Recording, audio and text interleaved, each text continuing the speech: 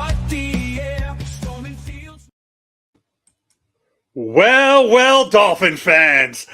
Whoa, that was rough. Guys, welcome to the FTSN post-game show. Hold on one sec while I try to figure out why I can't get my overlays, my backgrounds to work. Give me a sec. This is really giving me a headache. But anyways, before we start anything like this, let me just see if I can. That's not going to work. Where did he do? What did he do, Bobby? Anyways, I'll figure that out. Guys, I'm going to figure it out in a minute. Guys, welcome to the FTSN pregame show. The Miami Dolphins got their butts whipped 38-10 on the final game of the season.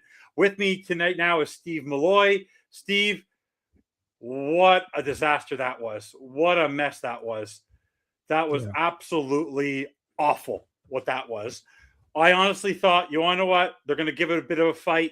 I don't know what your prediction was. You two tell me on the pregame show. You'll announce what it was. But Sammy had it like a drubbing. Bobby had it as a drubbing. I actually thought it would be a close game, maybe for Bradley Chubb. Had a little bit of hopium. Man, even when I try to do the reverse psychology, it doesn't work. Steve, how you doing, buddy? I'm doing great, man. I'm doing great. Look, I kind of expected this. I didn't say it out loud, but in my head, I had the Miami Dolphins losing this game 38-13. 38-10, but hey, I was close. But I expected this. I didn't expect anything more. I mean, look, Evan, you've been talking about this, all year about the Dolphins third and fourth, second half, third, fourth quarters. They can't do anything. They can't. Mike McDaniel cannot adjust. He just cannot do it. And it's awful. But hey, I'm happy in this respect. I'm happy because the season's over. We're 7-10, and we got something to look forward to. There has been some changes made in the organization. We let go the two directors of personnel. We let go Chris Greer, which was the biggest one, and we hired Troy Aikman. So I'm happy about that as a consultant. So I want to get your opinion on that. So let me just get your opinion on that, because sure, I'm going to get everyone's opinion. We talked about in the pregame show, because we're going to have a lot to talk about. We're going to take a lot of time tonight, guys. We have an all-star panel. Bobby's going to be joining us soon. Greg Maney is going to be joining us. Brett Lagasse is going to be joining us. Sammy's Vince from Vince TV is going to be joining us. So we're going to have a lot of fun tonight. But we asked on the pregame show, what were your initial thoughts on Troy Aikman being hired as a consultant for the team? Look, I don't know. I don't know how he's going to do. I really don't. He doesn't have much experience in this arena. He hasn't been a GM, hasn't been a coach or anything like that. But, he's knowledgeable quarterback. He's a Hall of Famer. He's a Super Bowl winner. He's been on the field with these coaches and players. He has connections, in the media and things of that nature. He's talked to GMs, owners and stuff. So I think it's a good thing for this organization. I think there's going to be I think it's going to make a big difference. The question is Ross, is Shore, is Garfinkel, is Stillman, are they going to take his evaluations and his opinions on a new GM? That's the question. To me, it's too many hands in the pot. So, but we'll see. We'll see how they take his word at face value on what he says about GMs. I know he's gotten started on making some calls from what I've heard. Anyway, since Halloween, I don't know. Since Halloween, we've been talking. Yeah. So he's been working. He's been working. So we'll see how it turns out. Like I said, I'm excited about the offseason. We've never made any big changes like this in as long as that I know of, in 10, 15 years, where we've changed, folks in the front office too, and plus a general manager. Now, the only thing I'm concerned with is Coach McDaniel. What are they going to do with him? And I heard the announcer on the game today saying, are they going to bring back Tua? Maybe Tua is going to be in the mix again next year. No, I don't think so. They've already put their foot in the mouth on that. They've already, he's down to the fourth string quarterback. They just brought in another quarterback this past week. Yeah. By the way, Darren, I will be special surprise. It was not confirmed, but I can't wait for her to have her first curse word of the evening. I'm sure her fans will. I'm sure her family right now will not be paying attention to our game because they have a game where their team is about to lose this evening.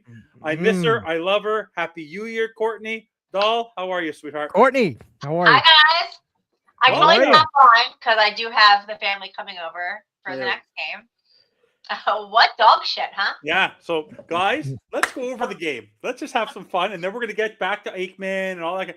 So, guys, I was the only one who had a little bit of hopium going into this game. Saying, you wonder what they're gonna give it. Everyone all week, guys, told me they haven't quit on their coach. What happened with the Bucks game? They didn't quit on their coach. It started off well. Then on the first series, they can't convert on fourth and whatever. Guys, is that a surprise? When's the last time they actually converted on 4th and 1 or 3rd and 1? Who would have thought that maybe they go draft or get a quarterback who is about 6'7" who could just jump and get you the first down? Not going to happen. Then we slowly let them score. The defense looked like they did not show up. They said, Bradley Chubb, we don't want you to get your $5 million.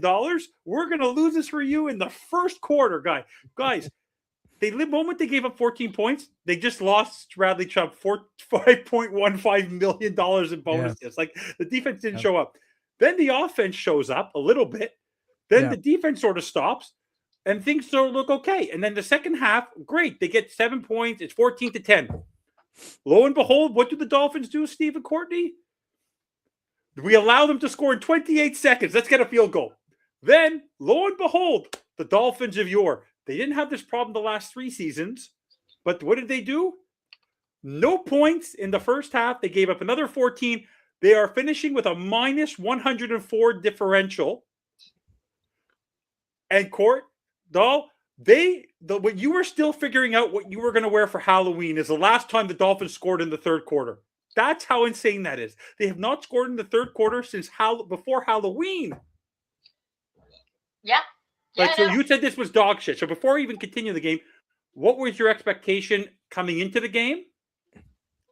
And what was your expectation as you were watching the game? As I bring in Mr. Analytical, my other wife by text, Brett Lagasse. I'm joining you in right now while Courtney gives her little spiel. What's up, guys? Welcome. Hey, what's up, Brett? Ohio State. Sorry. I'm wearing a team that actually goes to playoffs and wins in playoffs and loses in playoffs. Hey, that's all right. I don't care. I'm still baffled by that. The having the entire month off and the teams are 1-5. That is ridiculous. And the playoff or 1-7. The playoff committee's like, I don't see the problem here. Like, can we fire everybody in that playoff committee and get people that actually know what they're doing? Anyway, good. Pretty bad. Yeah, well, congrats to the Hurricanes on their win, though. Yeah, Courtney, go ahead. Yeah, that was a domination. So thanks for letting us ragdoll you while we let the Patriots ragdoll us today. Listen. If Ryan Day finally gets shit canned, I'll be happy. He thinks of Ryan Day like I think of Mike McDaniel. Yeah. Except Mike McDaniel's actually smart. Go ahead. No, he's not. Going into this game, I had no expectations because I haven't had expectations over the Dolphins since October. I was not on the, oh my God, we're going to make a run for it. I've been, and I got shit for it. I've been on the, let's think about the draft. Let's think about what happens after we fire everybody. Watching the game, I mean, it started off, I was like, oh, okay, like, maybe this won't be too bad. Like, we're not going to win, but, like, maybe it won't be too bad. And then the third quarter happens. And this is when I get mad when Mike McDaniel doesn't defer. Because we're bad in the second half of games. So for you not to want to come out with the ball has blown my mind all season. But yeah, it's like we're not the same team in the second half. And it carries over. Like the Heat do the same thing. The Heat have the third quarter where, that's like a no. Like, what is it with Miami teams? And just they come out of halftime and it's just like, who the fuck are you? So now I'm waiting. I guess we're all waiting to see, is McDaniel fired? Is he not? But his play calling is horrendous. His third downs need to be studied. I think I saw we were like 2nd and 22, and he was like, "Yeah, let me throw a screen." Well, that play in the third quarter, with my rookie, offensive line, let me throw a screen back here on 3rd and 22, and let me see if they can get. Oh, they didn't get to the line of scrimmage. I mean, it's just but he does it all the time. Yeah. I don't hate Quinn. I mean, I would be fine if we start him next year to continue the tank for another season to try to, get somebody next year. I don't like Jalen Wright. Well, he was awful tonight. It's you know what, he has flashes, but it's the ball security. I cannot trust that man when the ball is in his hands. What, J.J. 2.0? Yeah. Everybody telling me that he should be the backup to Achane. No. He should not. I don't know. Yeah, the problem isn't who should back up Achane. The problem is who should Achane be backing up. That's the question. No, because we're going to get into that throughout the show. We need to have an elite back. We do have an elite back. No, because the thing about not Achane, Miami Dolphin fan elite. I mean, like actual elite. Like Saquon Barkley elite. That's what I mean. No. So Brett, obviously, you and I have been fighting for many a days. We'll talk about Aikman later. We'll give you guys a chance to talk. But let's talk about this football game a little bit, Brett. You and I were going crazy back and forth, agreeing, disagreeing. Mike McDaniel, this and that. I think what got people going, and I want you to explain it, and then you can go through a lot of the progressions and analyze this game a little bit. What happened in the end of that third quarter, where there was like second and then he declined the 2 penalties, the screens, the 2 illegal shifts. What happened there was basically, I believe, and you agreed with me, and I want you to go through the progressions of the game. They quit on Mike McDaniel. Mike McDaniel quit mid-game. Like when his play calling in the second half, at one point he just gave up. He goes, I don't care. Let this game be over. He did not show pride for any point. And I'm sorry, Brett. You may say this is talent. They have not scored a third quarter point, not a field goal, a point, since you were looking for Halloween costumes for your daughter for Halloween. Okay? It's October. We're now in January. He has not scored 1 point in the third quarter. That is totally unacceptable in any way, shape, or form, Brett. So go through what you thought of the game, what you saw. I know you probably expected a big loss, but like today was just, once again, talent is not there, but at least put your players in a position not to get embarrassed on the field. I don't know if I just honestly, something's weird because they just Waddle and Achane are already sitting from the beginning of it, which I understand they just didn't want to hurt him, but they kind of already packed it in. But does that mean he's back next year? Does that mean like he feels safe, or I don't know? But the blowout loss should not make anybody safe. But it's just nobody wanted to play. The defense, I don't think, wants to play for Weaver at this point. There's players that said that his defense was complex and nobody understood it. And I've always tried to figure out why Dodson gets the most looks on the field. He's our worst linebacker by far. Willie Gay is our best linebacker, and him and Brooks and Brooks is our best, but Willie Gay is better than Dodson, and he never gets to play, never saw the field. He rarely sees the field, I should say. But like, it's just the team, just Bradley Chubb and them. Like Bradley Chubb had a what was it? His bonus? Escalated his contract. Yeah, $5.15 million. And they killed it on the first 2 drives. The moment they scored 14 points, it was over. It was over the moment they gave up 14 points. They had to be the 20. To me, this is more conspiracy, but it wouldn't surprise me if NFL teams kind of like pack it in and do that kind of shit on purpose so they don't have to pay guys. But I don't know. Chubb didn't really have a great game. It looked like he was trying. They played a lot of youth all game. Yeah, they did. A lot of young guys. Yeah. A lot of guys that like didn't get a lot of playing time all year, especially at wide receiver. It was just, and the false starts, the penalties that you were seeing with like movements and shifts and stuff. Cedric Wilson just came back mid-season, right, for us. Right. Weiss is an undrafted rookie. Your quarterback's a 7th-round pick, and his 3rd start and his 3rd week of first-team reps. That stuff's going to happen. It's like it's rookie stuff. This is rookie mistakes he's making. It's going to happen. And then you have like the offensive line fall. And the offensive line false start was not on them. Those guys, Ewers trying to kill the motion. But there were some things I saw, though, that some people are not going to pay attention to. They're going to talk about Ewers this, Ewers that. Well, Ewers was not afraid to put the ball downfield. Now, he didn't play anywhere near good enough to win today. But he made some things happen, and he knew, like, the one big play on the pass interference, he knew he was going to get a free rush in the corner. He knew that corner was coming and coming hot because he knows they're sending one more than I have blocking. He's coming hot. but he threw the ball deep, and he saw them getting interfered with, and he threw it, and it caused the officials to throw a pass or call it a pass interference instead of holding. So that was actually like really heads up play. And then there's he underestimated Barmore's athletic ability. He's going to have to learn that. A lot of rookies underestimate the athleticism of defensive linemen in the NFL, and I could outrun and just throw this away. You need to haul ass because those guys are not as slow as you think. So, Right. there's stuff like that where he got himself in trouble. But overall, the team looked like a mess. It looked like a team that packed it in, that sat Jalen Waddle and Devon Achane and was just trying a bunch of rookies and guys who are backups for a reason. I will say Theo Weiss and Malik Washington are two guys that I think are good enough to be like definitely make the roster next year or to look into like having as like depth guys. Washington I like as a return guy in special teams, but I'm not saying anything special, but I think they got a good look at guys to say, okay, this is what we have and going into the next year for the younger guys because we're in cap hell for the next 2 years. Yeah, We are. exactly. We're in cap hell. But don't so worry, is Brandon Denver. Shore's coming back and he's leading the charge. Yeah, for the but next Brett, GM. so was Denver. Denver was But- in cap hell for 2 years, and look what they did. Yeah, but did they keep the guy that was in charge of putting him in cap hell? I don't know. I'm hoping Yeah, that but Brandon Shore, but if you have, even if they did, Sean Payton will overrule them, right? Sean Payton will get the right players in place But to play well, right? we don't have that. We So will. that's where We I'm will. worried. But We will.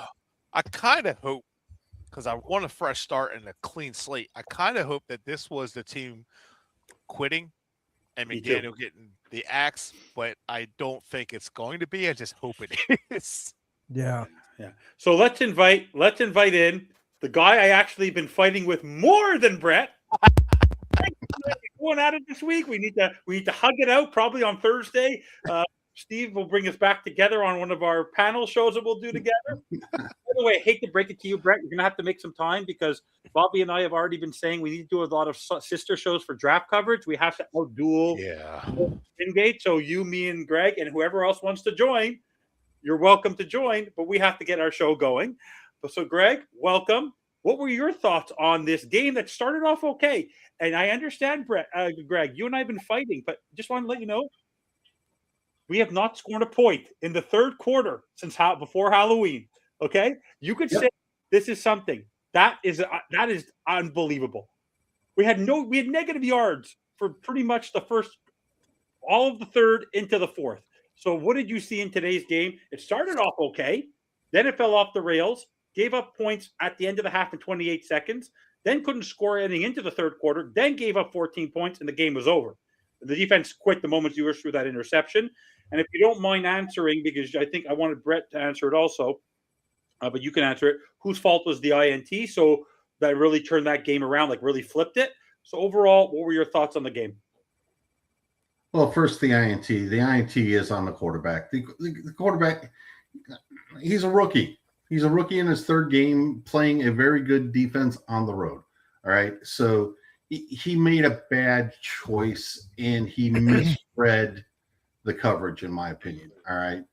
So that it was on the quarterback. It was actually a good play call. They had layered options out there for him to hit, and he just hit the wrong people. He had two people right in front, but he wanted the touchdown there. Well, like I said, I think Theo Weiss ran that too shallow, and he was expecting him to be deeper, but you can't throw it. Like, he's not deeper. You can't throw that. Like, it's period. And he's coming across your face, so you can see he's not gaining depth like he's supposed to. He's shallow, so you still can't throw it. It's a bad decision. Mm-hmm. Right. But I'm going to steal, some of Steve's thunder here, but, let's talk some reality here. All right. Miami played a bunch of players today that might not even be in the league next year, let alone on this team next year. Okay.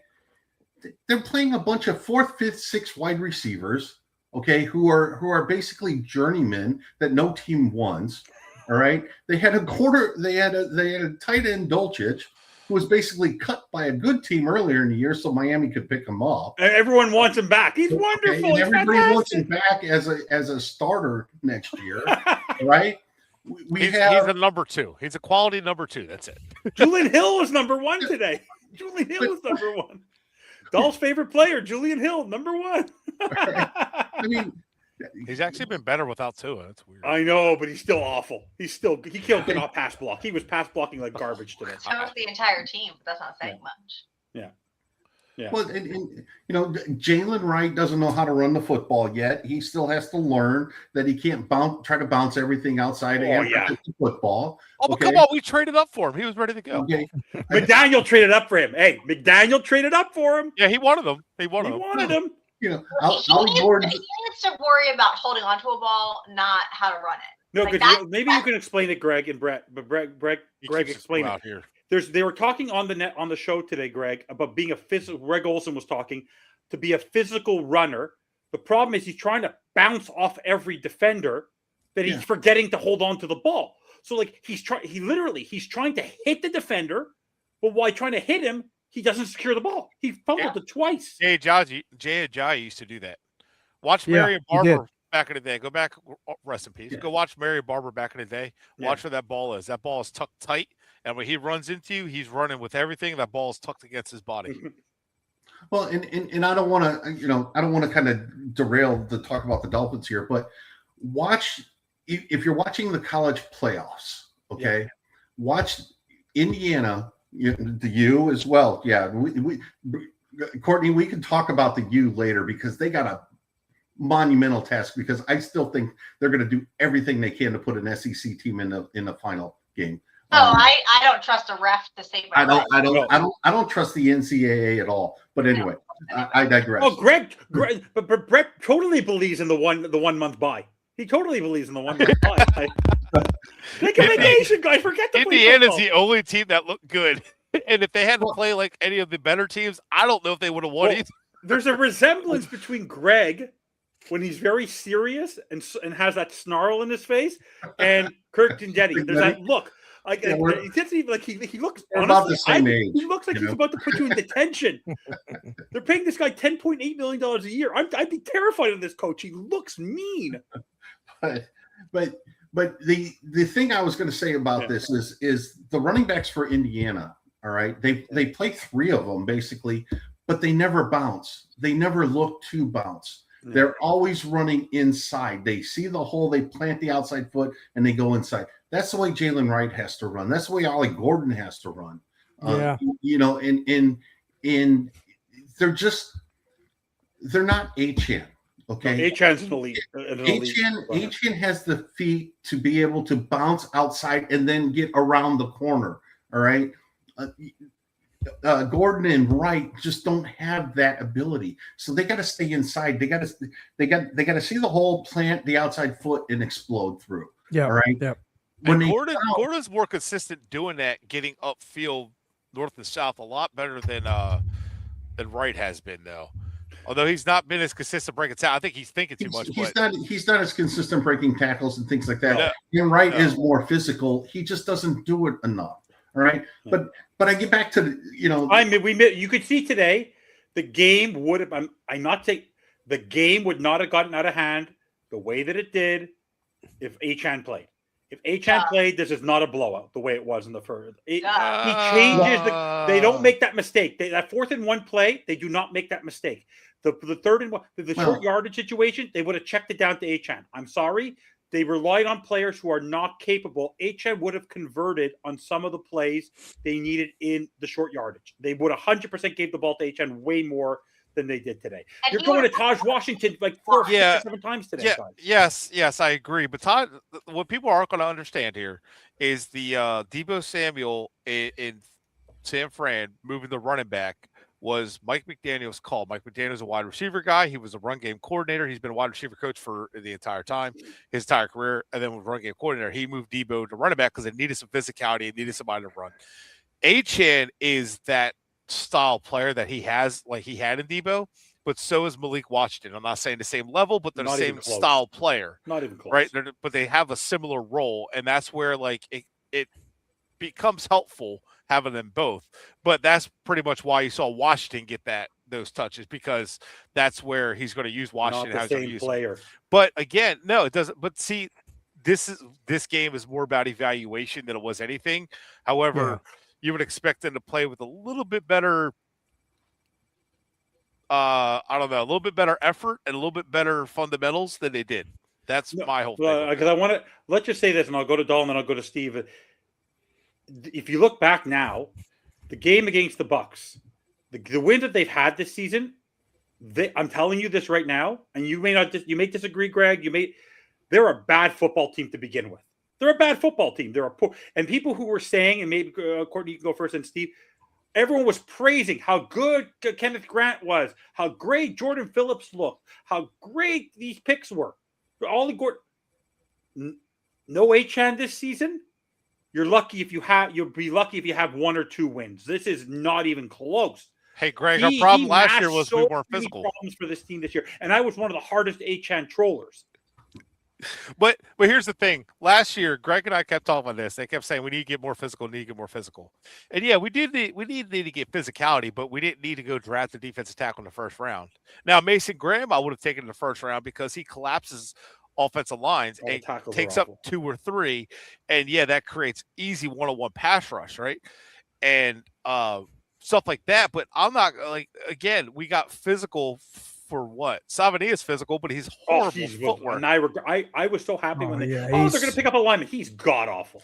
But that's why he's bad. Again, he's coming back next year. Or he signed a backup. I hope. No, he signed a guaranteed 4-year salary. But he could be a backup. Contract. He doesn't have to start. Oh yeah, But so again, the same thing with Eichenberg. It's fine. This team is the problem is this. If you look at this roster. The issue with it is, even when they addressed the right positions, it was the wrong players. The first pick of 2023, Sam Smith or Cam Smith. Chop Robinson. No, whatever pick we got Cam Smith in. Oh yeah, the second round of 2023. Yeah. Yeah. So. Oh yeah, we love Cam Smith. First pick, right? It was sad. To me, you go cornerback early. That's fine. So you get a corner in the second round, okay, but you got the wrong guy. You trade up for Eichenberg over Creed Humphrey. You got the wrong guy. So, even when we draft the correct position, like Chop Robinson, Jalen Phillips, right position, wrong guys. Even when you Minka Fitzpatrick, Derwin James, I would have went Derwin James all day or Vita Vea. But we go Minka Fitzpatrick. Good player, not elite player. So, even when they draft the right position, they draft the wrong player because their philosophy is broken. And now it's a matter of and that's what you're seeing all over this roster. This roster is full of just hodgepodge. And when I was down at the Senior Bowl, there's people saying they just don't understand how Greer has a job for as long as he's had it, and how he wasn't fired with Flores. I was down there that year when they were looking for a head coach, and you didn't see a whole lot of representatives from Miami. And they're like, "Here's Greer down there," and they're like, they don't even have a head coach. What the hell is he looking for? How does he even know what he's looking for? And I said it then. He's just going to draft whatever he wants to draft because he doesn't listen to the head coach. And so with Miami, there's just a broken philosophy. And what I'm worried about is you see what we have. And this is how many times have we ended on a bad note like this in the season after a few years with the coach, right? Especially after 3 or 4 years of that coach. Then it's are we going to repeat this? Because the team is just hodgepodge together. And are we going to just keep McDaniel, bring in a GM, and then fire McDaniel after a couple of years, bring another head coach, then fire? Are we going to keep doing this? And then we're just going to keep being every 3 years, we're going to be right back here talking about what do we do next? Who's going to be the new GM? Who's going to be the new coach? You know what I mean? So, but it's right now, there was no vision of building this team. We're no better off now than we were when Philbin took over, when Gase took over. It's just, we're still in a mess. Courtney, what are your thoughts on what we've been talking about? I'm going to go back to the only team that hasn't hurt me lately, and that's the U. And if you look what Cristobal did down there, and he built the trenches. Carson Beck can lead that team by doing the bare minimum and just managing the game. He's not a very good quarterback. I say he can barely do the bare minimum. He can't do the he's not a very good quarterback. You did a lot to your Buckeyes, if I recall correctly. No, he was awful too then. But Fletcher he wasn't very good that game. Fletcher, I want to see Fletcher in a Dolphins uniform. That dude. I'll take Fletcher, Ruben Bain. I want that man in a Dolphins uniform. I'll take Maui Nawa. I'll take Mesador. Well, but what I'm saying is Huh? they have vision, and the U believes in the physicality. They believe that if you can just bully people up front, you win the game. And they're showing it right now. I mean, I don't want to jinx anything for Thursday. I'm already have The refs nerves will. about that.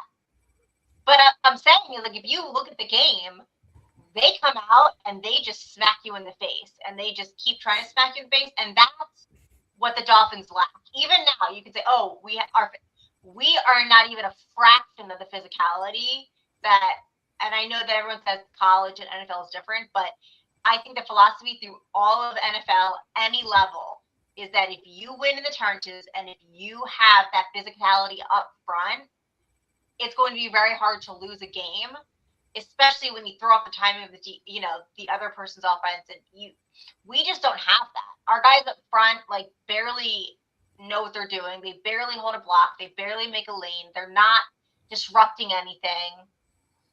And don't get me started on our secondary. That's just like a hodgepodge of they didn't know what to do back there. I've said it for 4 years, since Xavier Howard, that we had nobody to replace him. We had nobody back there. He never had help. It was kind of like the forgotten piece. And unfortunately, in the NFL, it's a very big pass league, and you're going to get carved up doing this. And week in and week out, that's what happens.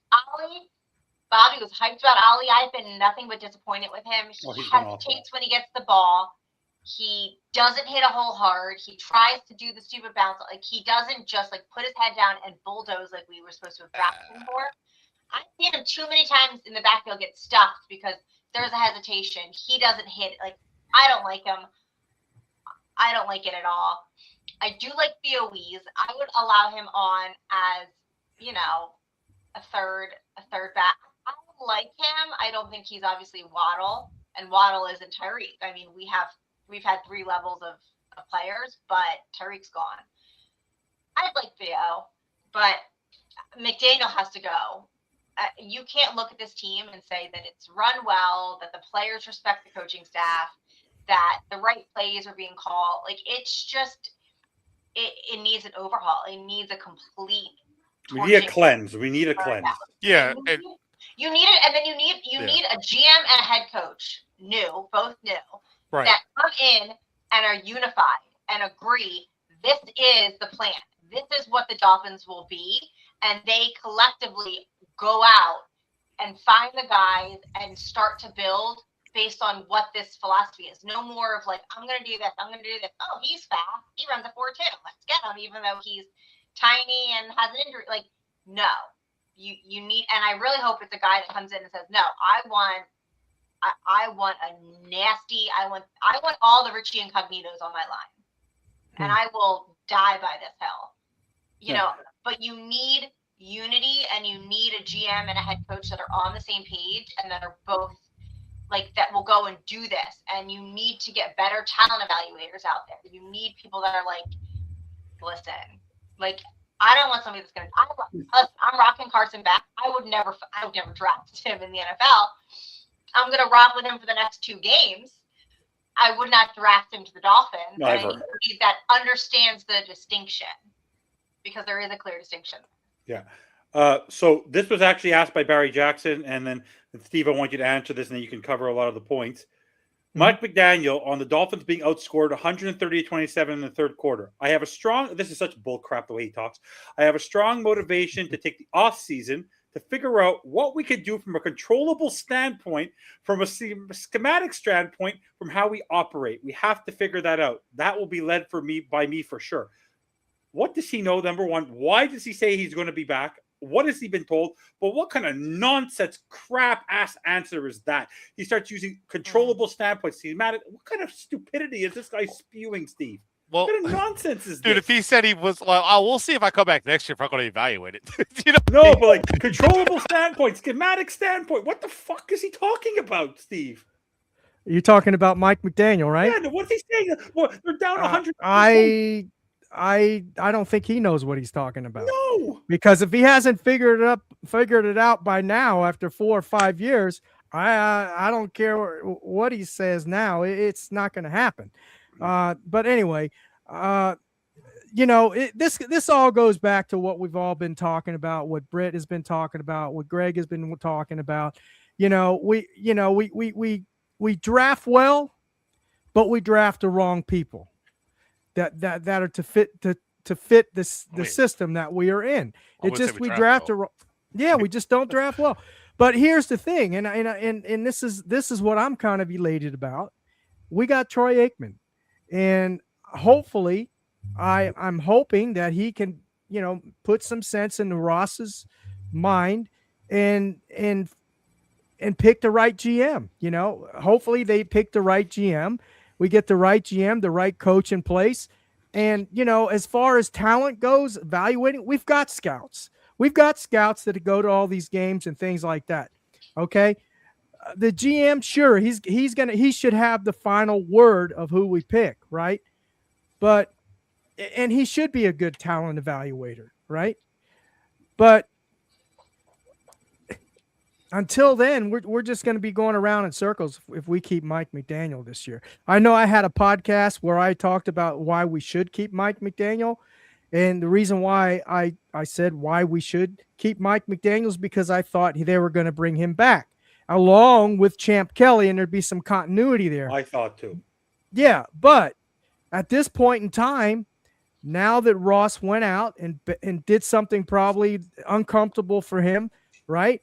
And got a guy like a Troy Aikman to input his evaluation and what he feels as a GM. I think we're in the right track. Hopefully, Brandon Shore, Tom Garfinkel, Stillman, Ross, hopefully they listen to this guy, right? And they put the GM in place that he suggests. And if that's the case, then let's just see what the GM wants to do. If the GM wants to coach or not. Now, here's a caveat to that. If this GM that they hire sticks with Mike McDaniel, he's not the right GM. No, not a chance. Out the door. Or Tua. Yeah. If Tua's on Or the Tua. roster, Or Tua. raise your hands here. If anyone thinks that we should accept any GM that could justify keeping Mike McDaniel and keeping Tua on the roster for next season, that person literally, the interview's over. The Zoom gets cut out. Just to save cap. And then I bench him. But they don't need to save cap. He's a toxic. Think about the way Quinn was playing today. Quinn was actually playing similar to the way Tua plays, meaning that they were playing this dink and dunk, which I will now move on to Greg. Greg, you brought it up yesterday. We joke around in our text. I gotta go. My Steelers people are here. Okay, enjoy. If you want to join Courtney, back after, good to see you. you're sick of the Steelers, you're welcome to join back. Bye. Okay.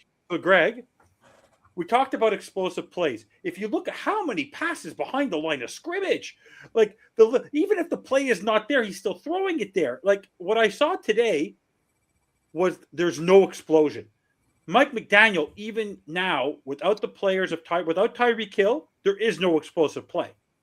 But he doesn't even have the quarterback. But unless you go get a great quarterback, but even Drake May today, I didn't think Drake May was doing anything explosive. I think he's a talented. I honestly think, by the way, if he becomes an MVP over Matt Stafford, then the football is more rigged than I think. Do you know that Drake May guys, the New England Patriots winning percentage players, because you know how people always say the Dolphins don't beat good teams. The winning percentage of the teams that they played this year was under 340. It's the worst group of worst losing percentage of a team ever facing at the end of a season in NFL history. Yes, they beat those teams, but that's ridiculous. But what I saw today, yes, you can have personnel, talent, but Mike McDaniel, it's the game management, the time management, the illegal shifts, that's talent, but that's just lack of preparation. Like Studsville, awful preparation of running game. Weaver, no accountability to get your stuff out of the game. Like there's no fire. Mike McDaniel, after giving up 14 points, Greg, was still in his fucking play call sheet. Come on, what do you care anymore? Shouldn't you be fighting for the job? Like it's ridiculous. You're playing for a little bit of pride. You're playing a division rival. You could control them not getting getting a home playoff game. You could control a lot of things today. It was embarrassing, Greg. Well, yeah, it was embarrassing because you put out a lineup with players who probably shouldn't be in the league. All right, I keep going back to this. Yeah. All right, Quinn Ewers doesn't start for anybody next year at quarterback. Nobody. No. Okay. And the Right, Gordon aren't running backs for anybody next year. and Okay, then right. Don't Look get- at the get receivers. gets cut and picked up by Miami, and now he's a tight end number 2, if not 3 at best. None of the wide receivers that played today should be on NFL rosters next year. Yeah. Okay. At some point, And it was all backup offensive line too. Like it was backup right tackle, backup right guard, backup center. Mhm. Yeah, and Paul got hurt. You know, Well, didn't Brewer play? Didn't Brewer play Brewer today? played little today. bit. For a Oh, he little bit. recovered the fumble. He recovered the fumble. Yeah, but Yeah, he played. Brewer was taken out after some point. What's his name was put in? Oh, Mayer. Yeah. but Andrew Or Mayer Meyer. did play, yeah. th- Later in the game. there's no explosive plays there, especially when you're playing a good team. Now, the New England record, okay. Why is New England's opponent's record so bad? Okay. They play the same teams as Miami, basically, except Miami has to play New England twice, and New England has to play Miami We played twice. them well the first time we played them. We should have won that game. All right, but that's part of the reason for it. Okay, New England didn't beat anybody. They beat the same teams Miami beat, except Miami got their ass kicked by other teams that New England beat that were bad and have point. proven to play bad. Browns. Right? Huh? The Yeah. Browns beat the hell out of us.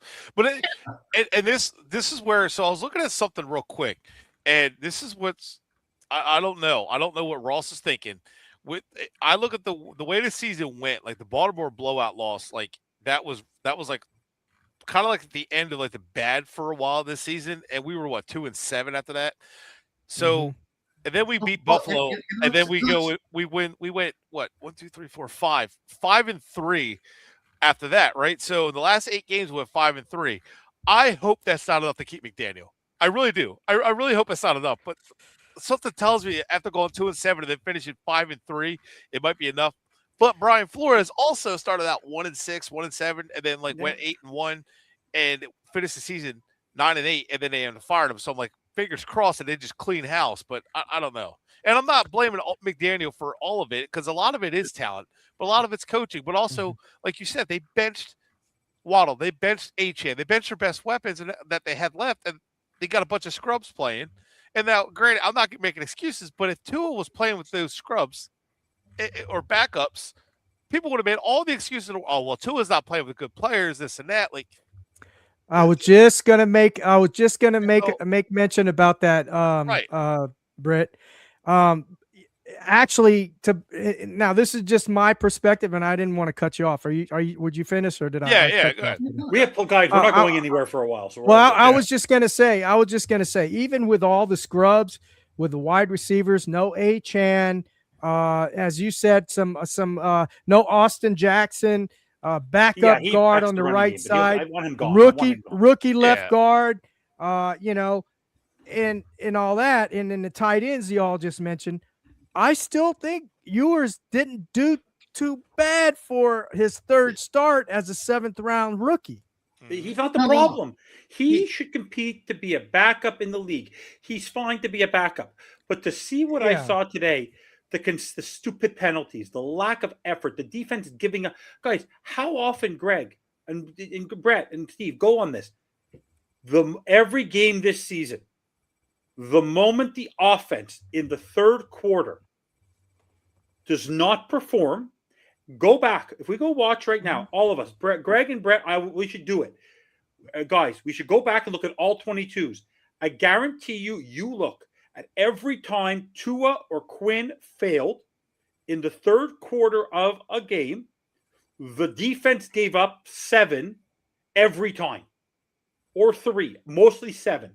I don't remember a game where the Dolphins didn't score since Halloween, where the other team, whether it was Tampa, whether it's Baltimore, whether it's Pittsburgh, whether it's Buffalo, it didn't matter who. Even when we won against Buffalo, we give up points the moment the offense fails. The defense gets pissed at the performance of the offense. This sort of goes back, guys. Greg and Brett, we weren't doing shows as much back then, but Steve, you and I were obviously engaging.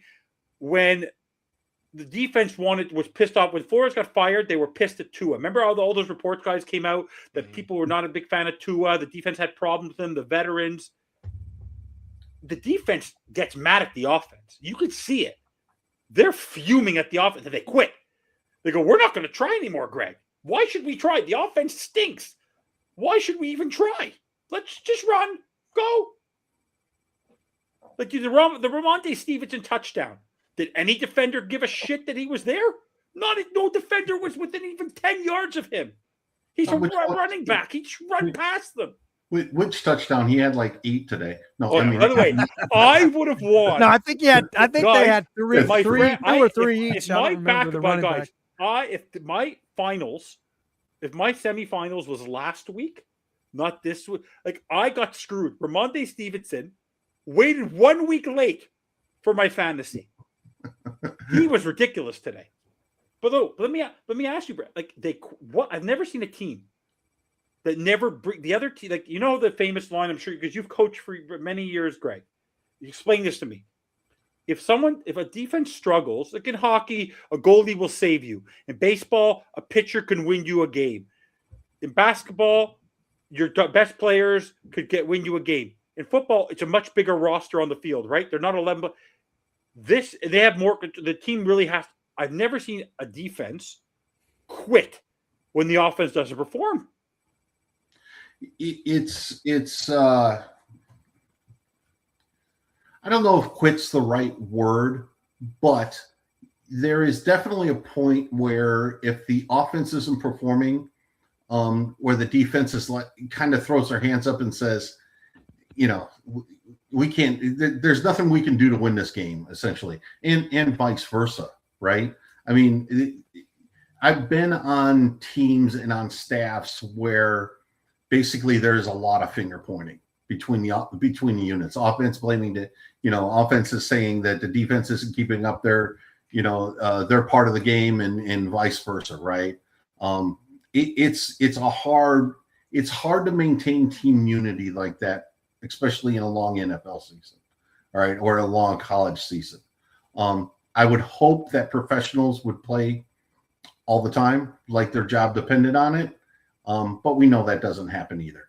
Right. So, it is rough. All right.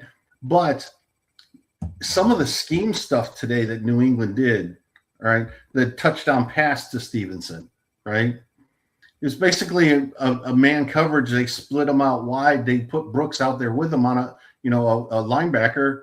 And basically Stevenson is a pretty good receiver as a running back. And he ran a sluggo, and got wide open. It was an easy throw. I mean, that's part of the scheme. That was a McDaniel, or not McDaniel. They coached the offensive coordinator for New England, Josh McDaniels. Josh McDaniels. Yeah. Yes. Close. That's basically a film touchdown. That's studying film. That's understanding what the defense is going to do and telling Drake May, when you see this look, throw him the football. I mean, that's basically what it is, right? But again, Miami was on the road evaluating talent with players that basically aren't that good against a team battling for the first number 1 overall seed in the AFC, right? This was a huge mismatch. And Steve, I'm going to agree with you that I thought Ewers played well. He made a couple bad choices. Yeah, but that's what rookies do. Sure. In a third start. He has shown enough to give an opportunity to next year. Yeah, I agree. He's talented. He's far more talented than we've seen at quarterback in a while. And there were a couple throws that he barely missed today that I think he'll get better at. Mm-hmm. Once he gets a little bit more work. As far as the motion penalties and things like that went on today. All right. Again, you got a bunch of guys who have never worked together, basically crammed into a couple weeks of preparation here, trying to figure things out. I mean, some of these guys were running scout team, 2 weeks ago. They Yeah. weren't running the regular playbook. All right. So this game was going to be a blowout unless the defense played well. And guess what? The defense doesn't play well. All right. Mhm. If you want to look at this entire season, in my opinion, all right, and just kind of an overall thing,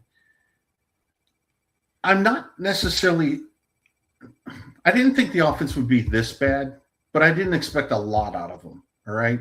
I thought the defense should be better. The defense was a huge disappointment this year, in my opinion. They did not play well, basically almost from start to finish. They had a good stretch where they played a bunch of backups and rookies, and they all those games just kind of happened to be, one after the other. So it looked like they were improving, but I don't know if they really did. I think agree. the linebackers would have been a lot better if I think they made the wrong decisions. I think the constantly starting Terrell Dodson was a bad choice. I think Willie Gay. Every time Willie Gay's on the field, the defense all of a sudden would play better. Not so much today because it was pretty much done, but it just feels like they're making the wrong decisions. And then Zach Sealer all of a sudden stopped showing up. And then, you see how he's playing. And again, like Greg had pointed out, Zach Sealer is a good defensive tackle, but he's not an elite guy. He needs that star next to him to kind of allow him to be who he is. But I also think I've been saying that Zach Sealer is also misused too. And I don't think Weaver's using the right guys. I do think the defense is talented enough to be better. I mean, this is the best linebacker core I've seen in a long while, especially with Brooks and Willie Gay and all. But it's just there's no communication whatsoever on the defense, and that's bad. Well, Safeties are this bad. about the linebackers. I'm going to say this about the linebackers, all right? They're not awful, okay? But I don't think they're elite either. No. Okay? They're just better than we had with the crap with what's his name, Baker and all. Yes. And Brooks makes tackles, all right? But part of the reason why he's leading the league in tackles is because the offense never stays on the field, and there's a lot of plays being run against this defense. Okay? If the defense was actually better, Brooks wouldn't have as many tackles. Well, yeah, that's because a lot of field tackler though. Him and Willie Gay are the best field tacklers, but they don't ever use them. They don't ever use Willie Gay, which is and the reason why he makes a lot of tackles in the beginning of the year was because he was making a lot of tackles because the running back would be running downfield, in the open field. Yep. So that's where he got a lot of, he made a lot of his tackles. And a lot of missed tackles in the front line as well. Yeah. So once they bust through the front 3 or 4, who else is left but Brooks? Well, the thing is, in the defensive line, this is what Greg and I talked about. We gotta get physical. And then they get up, of course, and I'm not gonna point out who said it, but a lot of the guys on Twitter were like, "Oh yeah, this is gonna be a great pick, this and that." A lot of if you see the guys who are hyping up certain players, that's probably the wrong pick. That's probably the wrong player. But just the guys we got were just not that great. Zeke Biggers to me and Jordan Phillips were better picks. Yes, they were. Tackle, and that's again the late day 3 guys are the better ones. But let's get more physical. Well, how physical did we look this season? Well, we didn't look physical at all. Why? Because the physical part. It's not that the teams are more physical. Why are the Chiefs the best team in the NFL all the time, except for this year? Why have the Chiefs been the dynasty right now? Or even the Eagles? Everybody, the Eagles are physical. No, they're talented. They have more talent. They do their jobs. Why were the Patriots good for so many years? It wasn't because of physicality. They were physical when they needed to, but it's because they were well coached and their fundamentals were on point. Their offensive linemen, their offensive line was always good. Eagles offensive line is always good. Chiefs offensive line is always good. Why? Because they know how to draft and develop guys and where to find them instead of draft them early. It's not about being physical. Football is a physical sport. It's about a mentality too. And I also think that the team, part of what you're saying, Evan, why do we have lopsided second halves? Why does the team seem to give up? The mentality of the players that we draft are the kind of guys who just have that wavering confidence, just kind of oh, whatever. You know, just kind of like throw in the towel or stomp their feet when things don't go their way. Tantrums. They're having tantrums. Yeah, like I didn't like did I like how Brian Flores was using Minka Fitzpatrick? No. Did Minka? No. But what did he do? He kind of got pissed off about it. They traded him. Derwin James, he don't care. You know, he does not care. He's the kind of guy. Ramsey got moved today this year by Tomlin. Didn't care. The safety, yeah. Like you need guys that are just. It's the mentality of the guys that they draft that is not always there. They want nice guys, but you need guys who could flip that switch and turn it on and be that like. Yeah, I suck right now. Like Joe Burrow saying when they got blown out against the Ravens, he said, "Yeah, no one's going to win with the way I've been playing."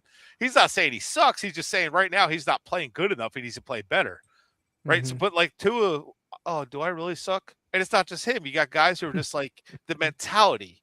So it's Greg said it, and I think it's the right way.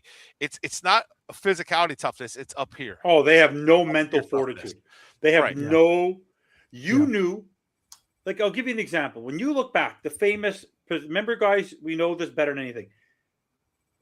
When the Falcons paid the Patriots, remember that play where, what's his name, Brady, who never typically runs outside the pocket, ran outside the pocket, and he sort of like looked ridiculous, and he almost tripped on his own 2 feet, and he fell backwards.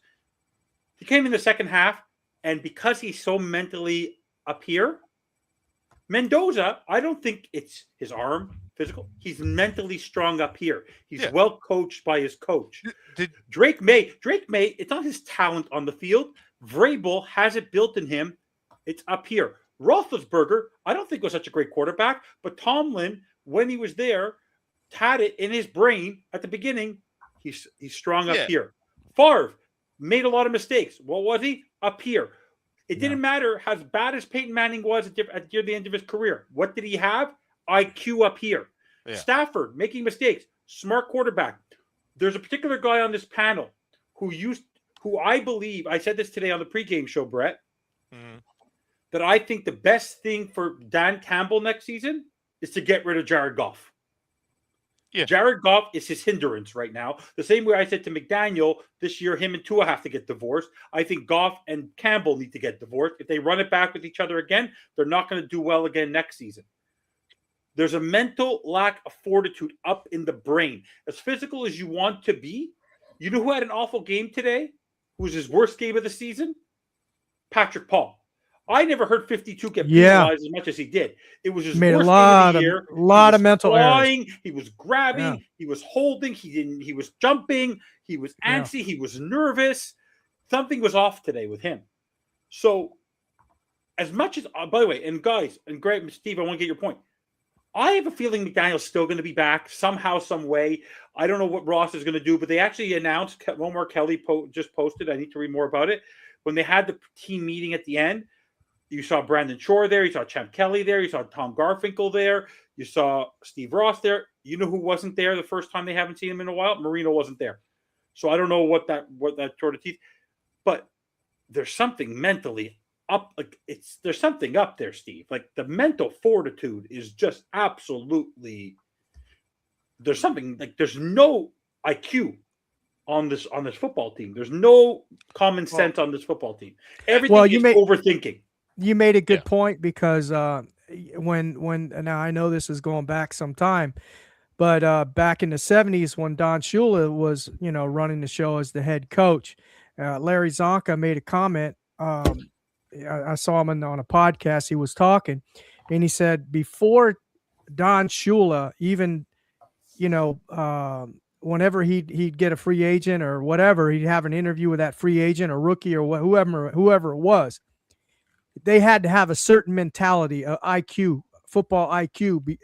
And that goes to show because everybody in that 70s Miami Dolphins football team, when they were in that dynasty, they were all smart, man. The quarterback, the wide receivers, the defensive tackles, they all had high IQs. And that makes a big difference. And they weren't that physical of a team either. They just had high IQ, football IQs. All elite teams do, and that's Andy Reid, elite, intelligent guy. Sean Payton, again, people underestimate how intelligent he is when it comes to football. Yeah, it's the coaching. Like Nick Saban Why is Alabama always a good team under him? Why was Nick Saban so good? They wouldn't have lost like this. By the way, they never would have lost the way they did to Indiana if Nick Saban's on the sideline. Nick Saban never suffered a loss like that. Because Nick Saban could pay more money than everybody else, and that's why he always won. Yeah. No, but why did when NIL came in, he quit because he's a little bitch. But the reality is though, like his team, like other than that, I like him. They always know.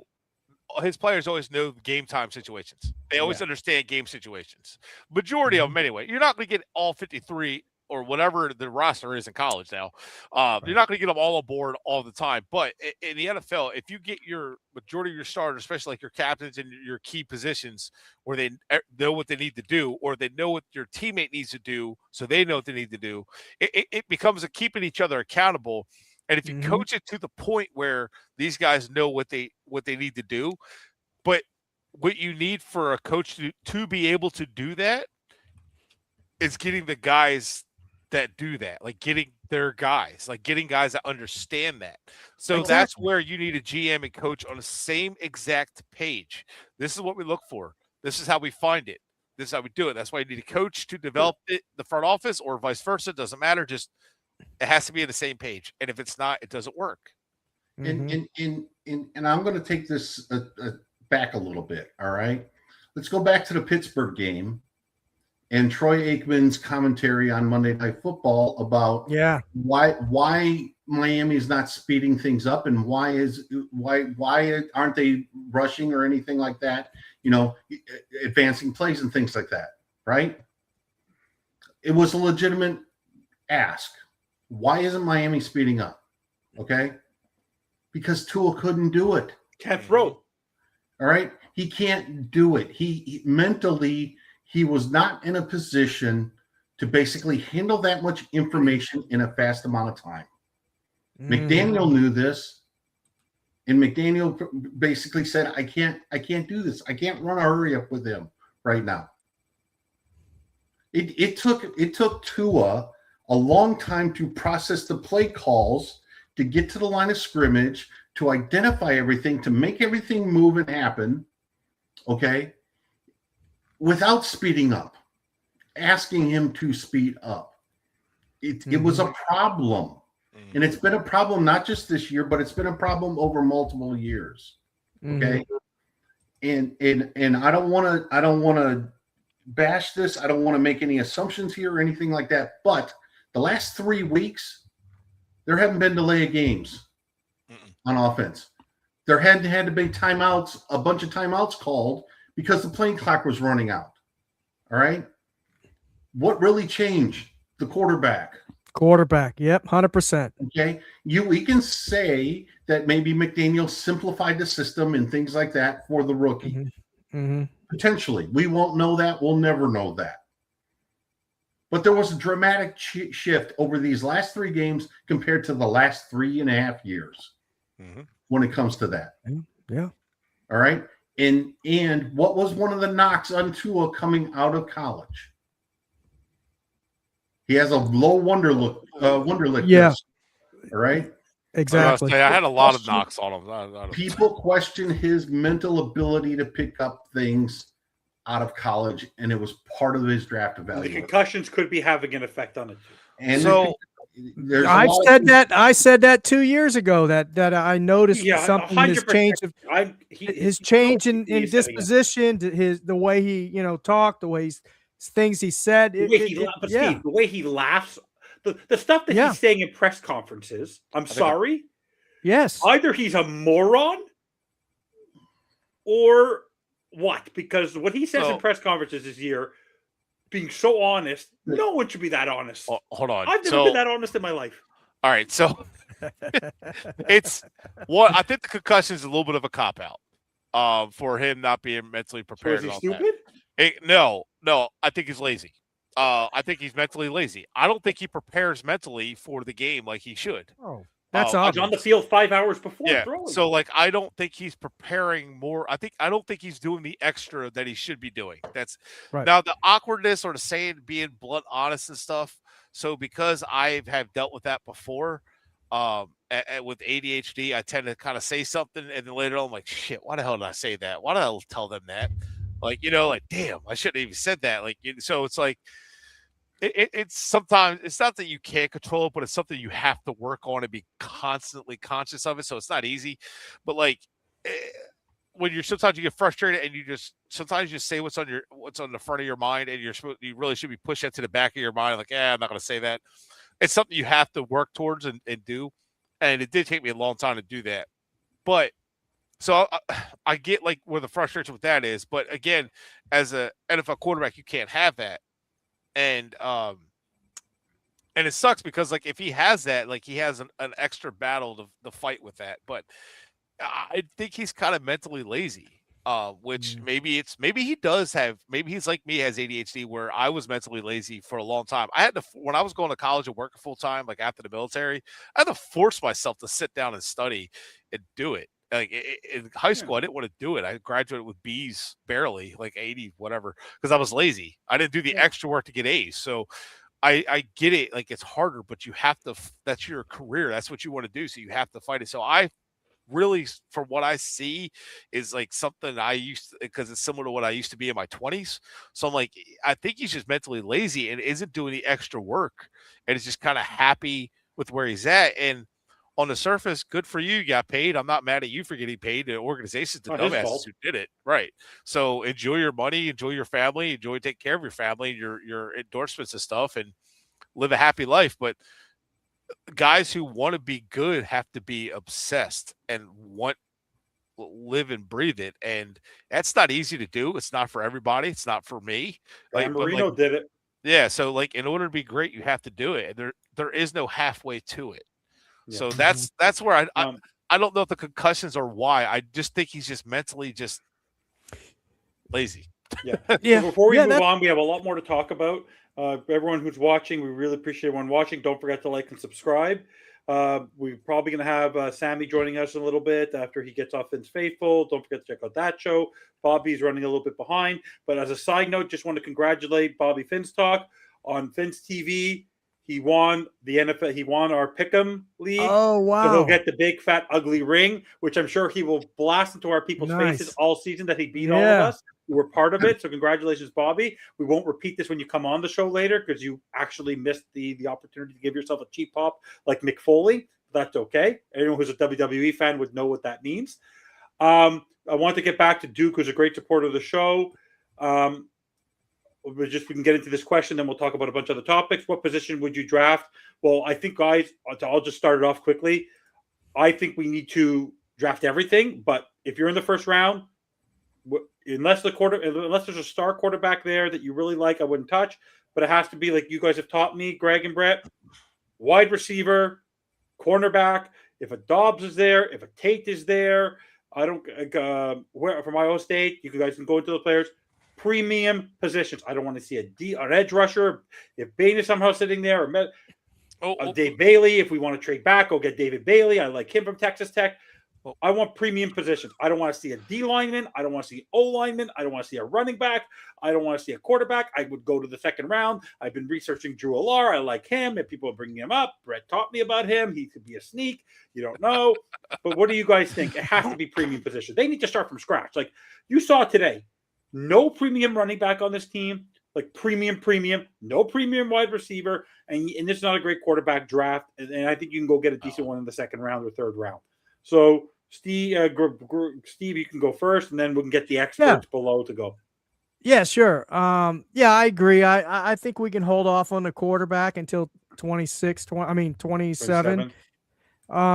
We got Ewers. He's going to be here. He's on a rookie contract. Like a lot. Give him a shot to compete. Even if he is our starting quarterback, for 2027 or whatever, let him be a stopgap. What I would do is I'd bring in a veteran quarterback, right? There's going to be a bunch of them out there, a veteran quarterback on the cheap. You don't have to pay him too much.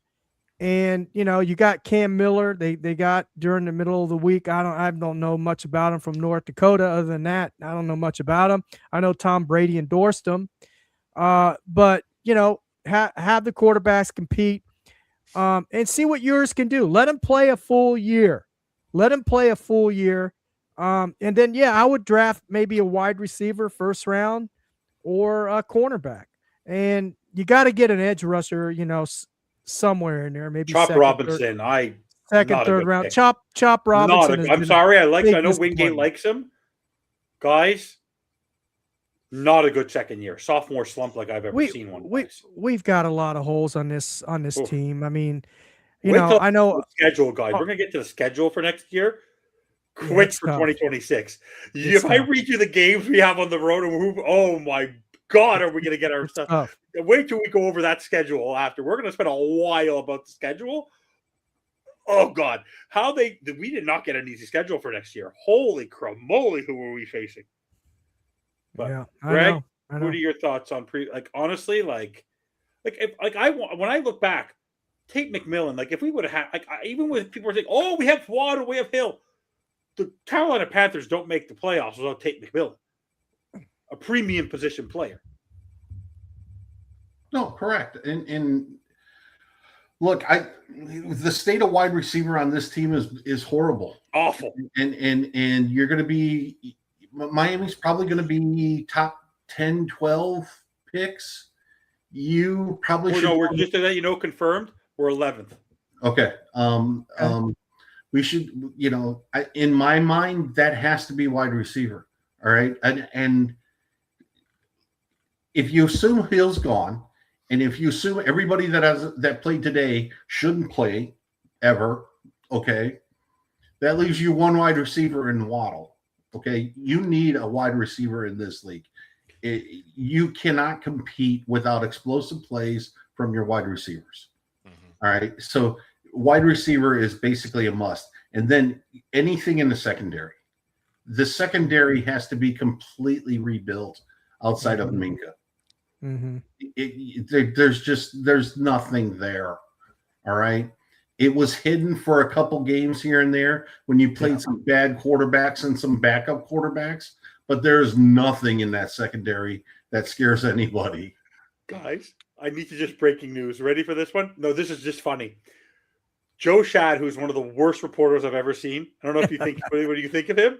This is the focus of him right now. Jake Bailey had an average punt of 42.6 yards per punt. That is the greatest punting average in Dolphins history. Then he followed it up, guys. No. Riley Patterson finished with a mark of 27 of 29. That 93.1%, the most accurate field goal kicking in Dolphins history. On the last game of the season, our focus is the fact that our kickers had the best season in Dolphins history, Greg.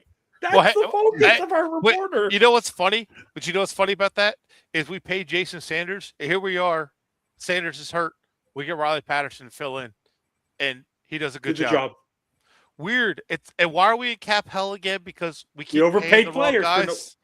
Dang. Like Sanders was good when we paid him, but good Lord, they acted like you couldn't find another good kicker. Like, jeez.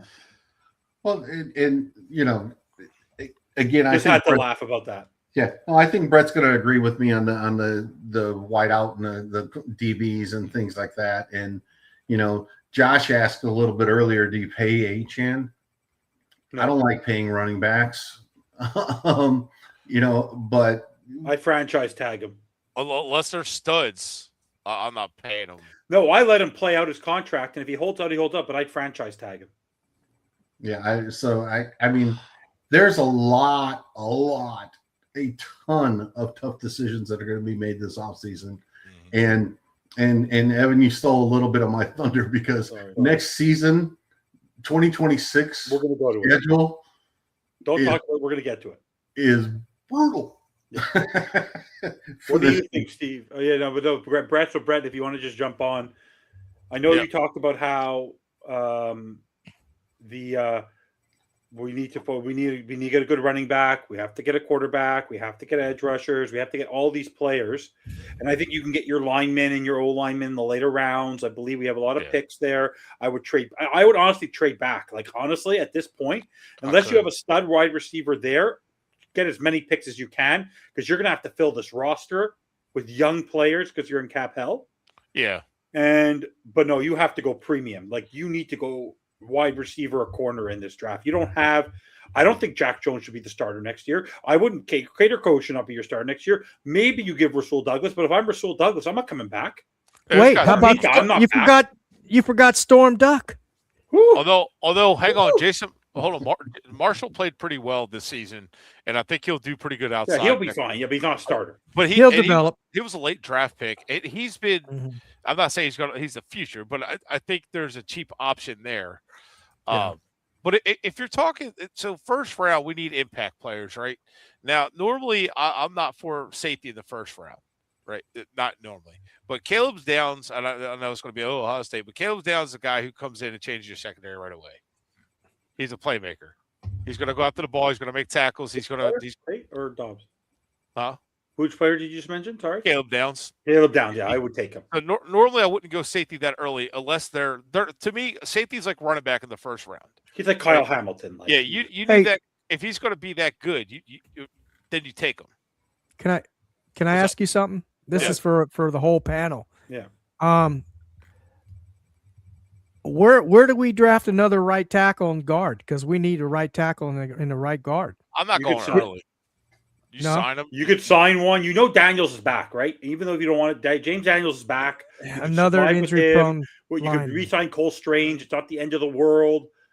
Daniels the right wasn't tackle, injured until unless you cut off, I would year. cut Austin Jackson, and I would just No, he's been. If you go back in his history, he's had an injury history. yeah, I would cut Austin Jackson. He was good. Yeah, Jackson's got to go. See, I like Patrick Jackson. Paul. I think he's played well. He had a bad game Patrick today. Paul's good. Yeah, Cole Strange did fine at guard. I think he's more of a center. He's a than first round guard. pick. Yeah, you need to probably move him to center. I actually saw him at the Senior Bowl. I liked what he did, but he was limited athletically. But I don't know. I was actually surprised to see him go in the first round. But I would move him to center if Brewer's gone. But anyway, how about guard? Would you move him to left guard, taking Sevenia's place, and then draft a right guard? Or I don't know. I'd probably go late draft for a guard. What we learned today, Mm-hmm. Steve and Greg, and what I learned, and I've learned it from you guys as well. As bad as the offensive line, even as good, the offensive line today had its struggles. It's fine, but the problem with our offensive line is they're an outside run zone offensive line. The moment you have to go, unless you're Achane who can break tackles, who has speed. If you're expecting this offensive line to break the middle of the field, you're expecting this offensive line to pass protect, it's poorly constructed. It's not that they're a bad offensive line. The offensive line on a lot of teams are misunderstood. They're not. Most of the offensive lines in this league suck. The Kansas City Chiefs have never had a good offensive line. As good as Creed Humphrey is, they've never had a good offensive line. It's because of the playmakers in the backfield and the way you scheme it up that you can make it work. I'd rather have an average offensive line at the run and at the pass than have a great 100%. outside zone run offense that can't do anything else. I'm with you. I definitely. I don't want to see Ingold back. Agree. I don't want to see Julian Hill back. I don't want to see any of these guys back. The offensive line. There's Patrick Paul's fine. Aaron Brewer's fine. The rest, I don't care. I couldn't care less. I don't want to hear that they're good at run defense. Look how well run. By the way, and like we've said this, guys, run defense, as good as Achane has been as a talented weapon, look at the average points a game we score when he's been the focal point of the offense.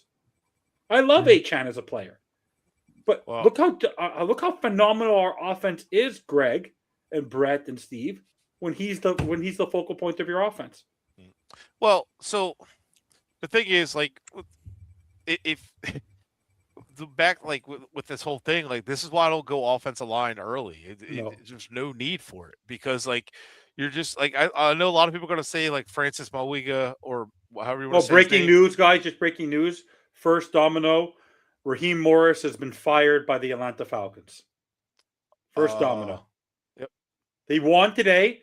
Guys, they went on a winning streak. He fought back. He won with Kirk Cousins. Okay? First domino. Eddie Agar just trashed the Jets. They ended the season with 0 interceptions. Oh, and Sammy said they would do it. I said they wouldn't do it. And Eddie Agar said, and he played Tua twice. Oh, But like for what I would draft, for me, I'm going premium positions. I'm going pass rush. I am putting that as a premium position because one, we need it, but honestly, putting Yeah. needs aside, you need pass rushers, you need wide receivers, you need corners. Like I said, Caleb Downs kind of transforms your What do you think of secondary. Tate? What do you think of Tate?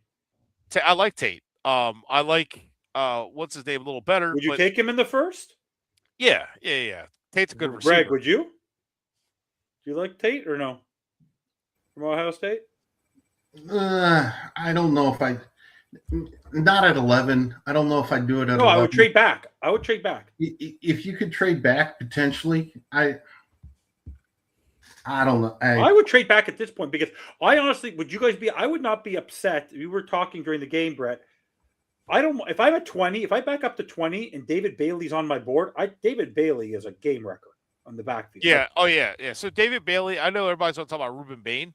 I think it's a good Bailey player, is a dog. but Bailey is the better rusher. I don't think you go wrong with either one of them. But Bailey, his bend and explosiveness, it's just unreal.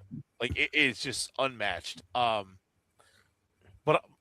one guy I would look at, and if we could trade down in the first round, is Jeremiah Love. If we could trade down and get to the bottom of the first, the running back from Notre Dame, that is what we need at running back. That's what you need.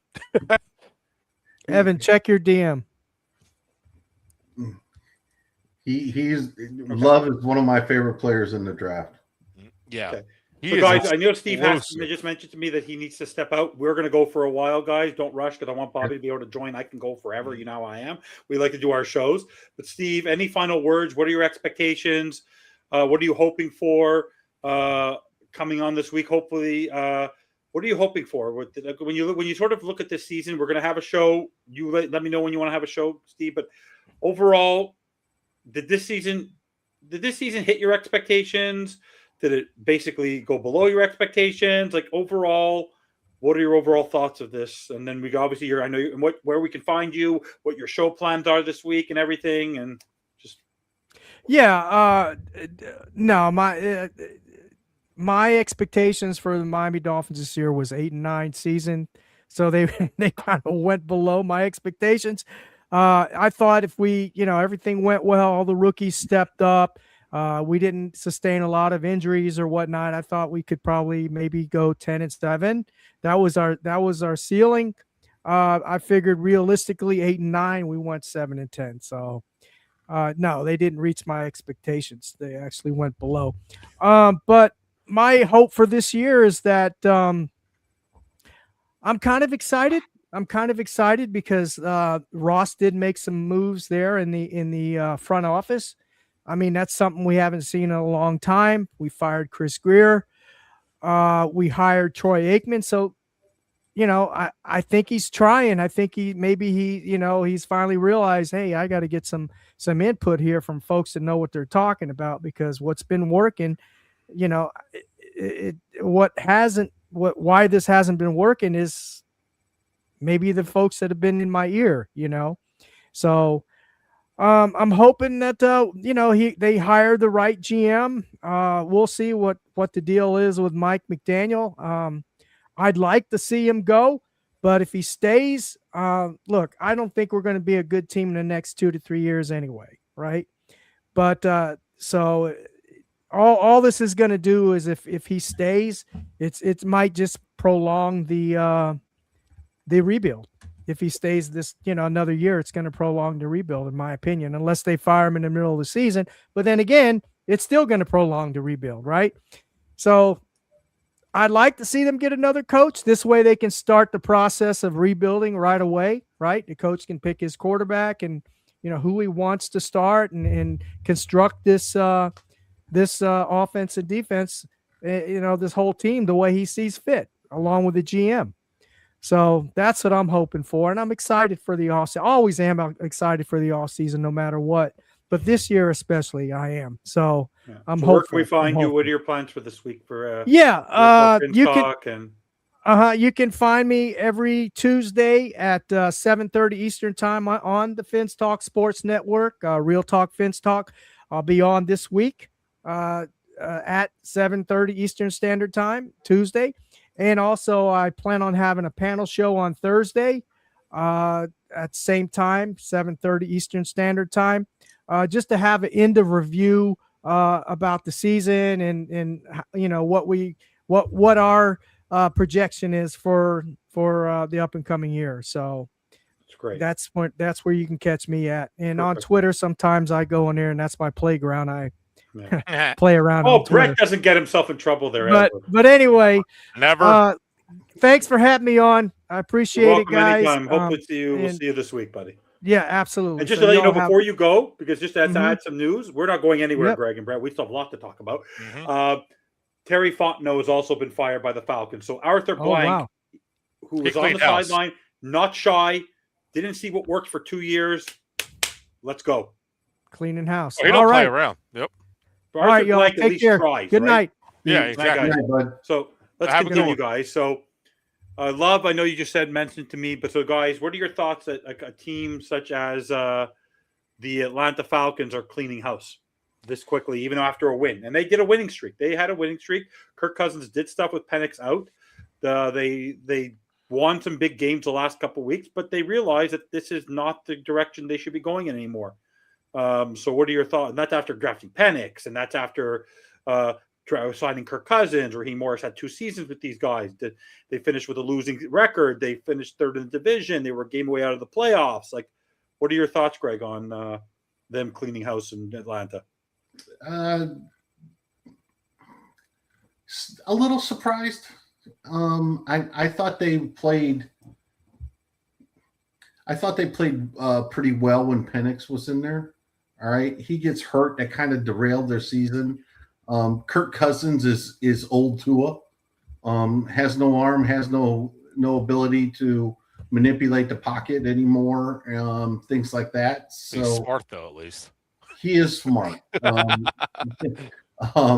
But he doesn't give you a great chance to win. Now, if the coach is being blamed for drafting and things like that, and okay, but it is what it is, and I don't see them turning it around real quick. The nice thing is they're in a bad division. So there's a potential of them getting better quick, unlike Miami that has basically 2 MVP candidates year after year moving forward for the next 10 years at quarterback on 2 different teams. That basically Heck, if Baltimore loses today, you never know. Hey, We could have an MVP candidate as our quarterback next year. You never know. You need it. It's one of those things that we talked about that you're going to have to compete in this division. So you're going to, over the next 2 years, Miami's going to have to make a lot of really hard decisions at the quarterback position and at a few other positions just to compete in this division. So we were bringing it up, and then we'll come back to a couple of other things as we're going to follow the NFL for a while. So let's just talk, Greg and Brett. The schedule came out for the Dolphins next season. So our home games, you have Buffalo, you have New England, you have the Jets, you have KC, you have the Chargers, you have Burrow and the Bengals, you have Caleb Williams, and you have the Lions. That is maybe with the exception of the Jets, and who knows what's going to happen with Burrow in Baltimore. You have Herbert, Mahomes, May, Williams, Goff, and Allen. Like you talk about elite quarterbacks, with the exception of who knows what the Jets probably won't have one, but the exception of maybe Detroit, but Detroit's just an overall good football team. Everyone in there has a quarterback and a good head coach that are coming in. Then on the road, you got to go back to Buffalo, go back to New England, back to the Jets as usual. Then you got to go into Denver. Screw that. Right. The Raiders, they're probably going to have Mendoza and a new head coach there. Who knows? Probably what they're already predicting there is that Brady wants to bring back the old guard at New England and bring in Dayball to be the OC and Flores to be the coach. That'd be interesting. Got to go back to New England. Got to go back to face Tyler Warren and maybe Daniel Jones in Indianapolis. Then you got to go back and face Jordan Love and Matt LaFleur. Then you got to go face you have to go face Andrew Van Ginkel and the Vikings, and then you got to go face San Francisco. So when you look at that schedule, Brett, first reaction for a team that finished 7-10, that is a murderer's row schedule. That is no fun. Like, the home games are not easy. You're not playing easy home teams, and on the road, depending on where these games fall, Green Bay, Buffalo, to Denver, and New England, and San Francisco. Right away there, that I'm looking there 5 games that are going to be tough football games of your 8 home. Like, what are your thoughts on when you see that? And by the way, you have 9 road games. So what are your thoughts when you hear the schedule of who they have to go face next year? This is not going to be fun. I don't really care. I mean, it never really.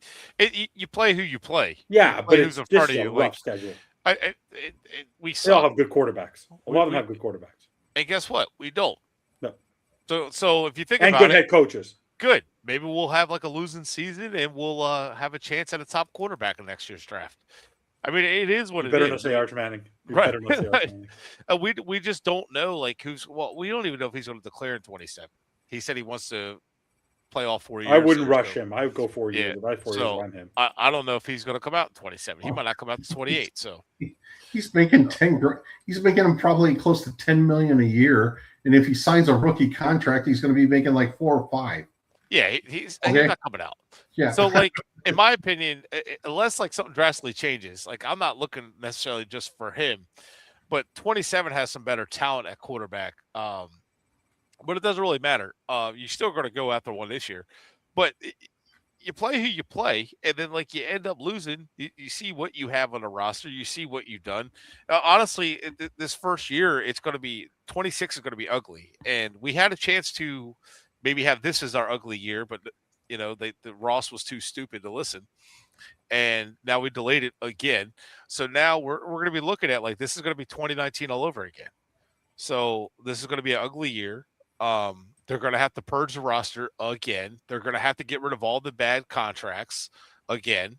And it's all going to come down to the GM that they hire and the head coach that they decide on. Like, but I don't look for anything next year to be good. Like, I don't look for anything to be exciting next year or anything like Unless they get the right head coach. Right. And the right GM. The right bridge quarterback. Yeah. And the right talent evaluator. But you're going to have holes all over this roster. You're going to have holes at receiver, holes at running back, holes at tight end. You can draft them. Edge rushers, linebacker, safety, corner. Like there's holes at every position, at every level of defense is going to be depleted again. So it's really going to just come down to the coaching staff they have in place, the front office in place, and can they find guys off the street for good contracts? Like they're going to be waiting till like, I don't know, like the third wave of free agency, like right before the draft and after the draft where they make decisions. So no, I'm going to disagree somewhat with that, Brett. And I'll say it this way. You guys disagree? What guys, a pig flew. A pig flew. They disagreed on something. Wow. The hope for next year, all right, is that the new GM and the new scouting department, the new talent evaluators within Miami, actually draft players that are rookies that make immediate impacts. Yeah. Yeah. All right. And in the history of Miami for the last, I don't know, dozen years or so, is they never draft rookies that make impacts. Okay. Nope. It usually takes a year or two to get them to, it's very few. Okay. Chris Chambers, is that the last one? Very few.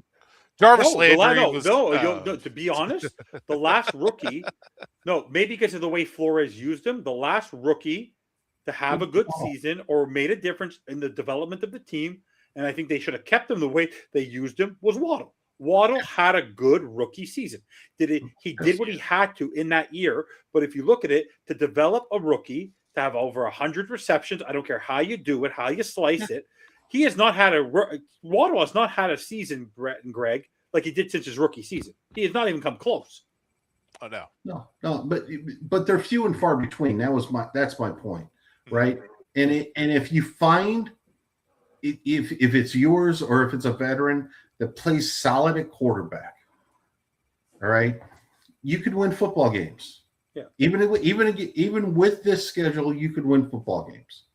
Now, that being said, this year, because of the way the schedule works, all right, because it's the NFL and it's just the way it works, all right. The AFC North had a down year, and the NFC South sucks. Mm-hmm. Okay. Based on this year, you're playing the NFC North next year, which is might be the most competitive top to bottom division in football, and the AFC West that's going to have 3 juggernauts to it. Okay. That's why this schedule looks daunting. All right. But you never know what's going to happen with injuries. You never know what's going to happen here and there. But me and my 2 brothers, we haven't gotten together here in Florida in about 10 years. And we talked about doing it in 2026 and going to a game. And, so once the schedule gets basically finalized, we're going to set a weekend, and all 3 of us are going to get together again. And we haven't done it in a long time here. So It's gonna be cheap. Don't worry. It's going to cost nothing to get in. Oh no, the games are going to be laughable. Like we talked about, I said to people, I'm not pre-buying any tickets at any point in any game. I am going to fly to Miami in the morning of the game. I'm going to buy the ticket because no, guys, I'm not kidding. This season, no, you don't have to. I did this every game. GSG loved it. I used to announce what the ticket prices were. Yeah. 3 hours, 4 hours before a game, I could buy tickets for less money than it would cost me to go to a movie. It's unbelievable how you could get tickets for $10, $5, $7, $12. Like you can get 50-yard tickets, 50-yard line tickets for like under $100 a ticket, like 3 hours before game time. No one wanted to go to these games. It was empty. Well, the only thing I will say is Miami is still a destination for away teams to come to. Yeah. And there are going to be a lot of good teams potentially coming to Miami, where fans are basically will be able to save money by going to games in Miami as opposed to going to home games. Yeah, that's true. Yeah. So we're looking at what went on in the league today, and well, I just want to get your perspective before we continue Dolphins. Don't you find that this year, you look at where a lot of the teams fell, this was not a very high-end, very competitive year in the league. When I say that, yes, there was all the adjustments, but I don't know if you guys watched the game last night. Sam Darnold is not a very good quarterback. The man turned over the ball over 20 times this season. Mm-hmm. Brock Purdy, as much as people praise him, he's not as good as people think he is. You look at New England, the fact that New England, Drake May is a developing quarterback. No Nick is a second-year quarterback. Buffalo fell 2 games behind New England. Look at the fight in the AFC North where no team did well this year. Jacksonville with Trevor Lawrence found something. The Texans, their defense is phenomenal, but I said Indianapolis was going to fall off a cliff. When I said this, guy, they were 8-4. I said at 8-4 they wouldn't win another game. I said it on the network every week. They didn't win another game. The Chargers Harbaugh, I think, built that team up. The Eagles are still struggling. The Bears, Ben Johnson made a very big difference. The Packers, I think, are one and done. They looked awful this season, even at 9-7. The look at the NFC South, awful division. The Rams struggled here and there. I've never seen a more wide open chance to win a Super Bowl I've ever seen. Like, there's no guarantee for any team this year because I don't think the quarterback, when you have Matthew Stafford, guys, Matthew Stafford and Drake May as your MVP candidates, I'm sorry, an aging quarterback and a second-year guy who had the right coach, we wouldn't have done this with Gerard Mayo. It's not the NFL. this year, I don't think was so great. I really don't think it was so great, which only reinforces how bad the Dolphins were. I don't know if you could go first, Brett, but the quality of talent in the NFL this year in terms of quarterback play and overall team play has been very underwhelming in my mind. What are your thoughts on this? Wait, say that one more time. The quality of the quarterback play and the NFL play this year has been underwhelming for me this year. The 2025 season will go down as a very underwhelming season for me.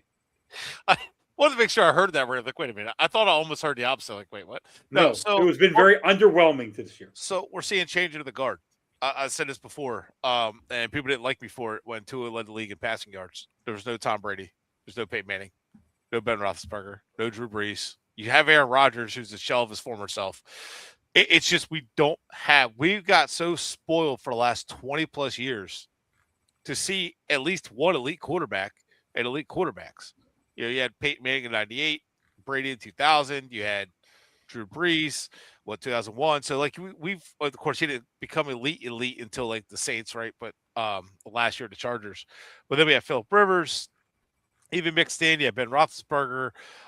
So you had a quality play of quarterback, and now we're seeing it different. It's different play. This year, like, Josh Allen is probably one of the best quarterbacks in the NFL, right next to Pat Mahomes. But this year, I think he was trying to do too much.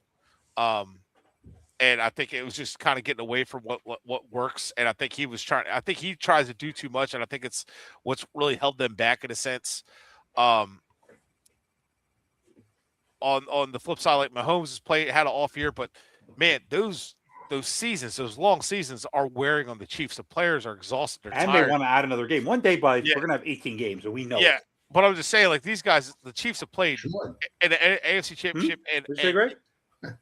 There should be 18 games. I know, but the problem is a lot of these teams are not built for 18 games. No, they're going to have to expand the roster. They have to. But, like, you're going to have to get, like, 60-man rosters. You have to expand the roster. But the Chiefs, like, played in the AFC Championship and Super Bowl the last, like, how many years? 6. So, like, they're worn down. So, like, like, the play from them makes sense. And then the guys being injured. It's a little bit different league. And I think the teams are adjusting, but I still think it's just a level of quarterbacks aren't as good as what we're accustomed to with the elite greatness. But that was greatness. It's like, look at the running backs. We're seeing some elite running backs in Saquon Barkley and Jonathan Taylor, but they're not LaDainian Tomlinson, you know what I mean?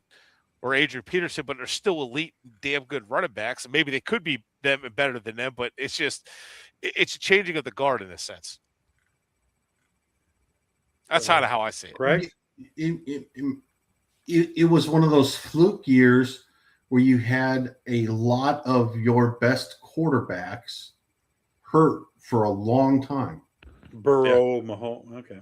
Burrow, Lamar, Mahomes, Daniels in Washington. I mean, don't forget he was a rookie and they went to the NFC Championship game last year. Mm-hmm. All right. Then you had some other quarterbacks in a way, take some steps back. Jordan Love wasn't as good this year. Shoot. Sorry. The offensive coordinator of the Eagles, they completely changed the system. They were awful this year. Yeah. So, like, I mean, so there's a couple of different things going on within the league that basically change some things up. And if everybody stays healthy next year, I don't think Patullo. Huh? No, Brett, if you're looking him up, it's Kevin Patullo. Oh, that's it. Okay. Yep. Sorry about that, Brett. Craig. Yeah, no. So I just think this is one of those fluky years. We'll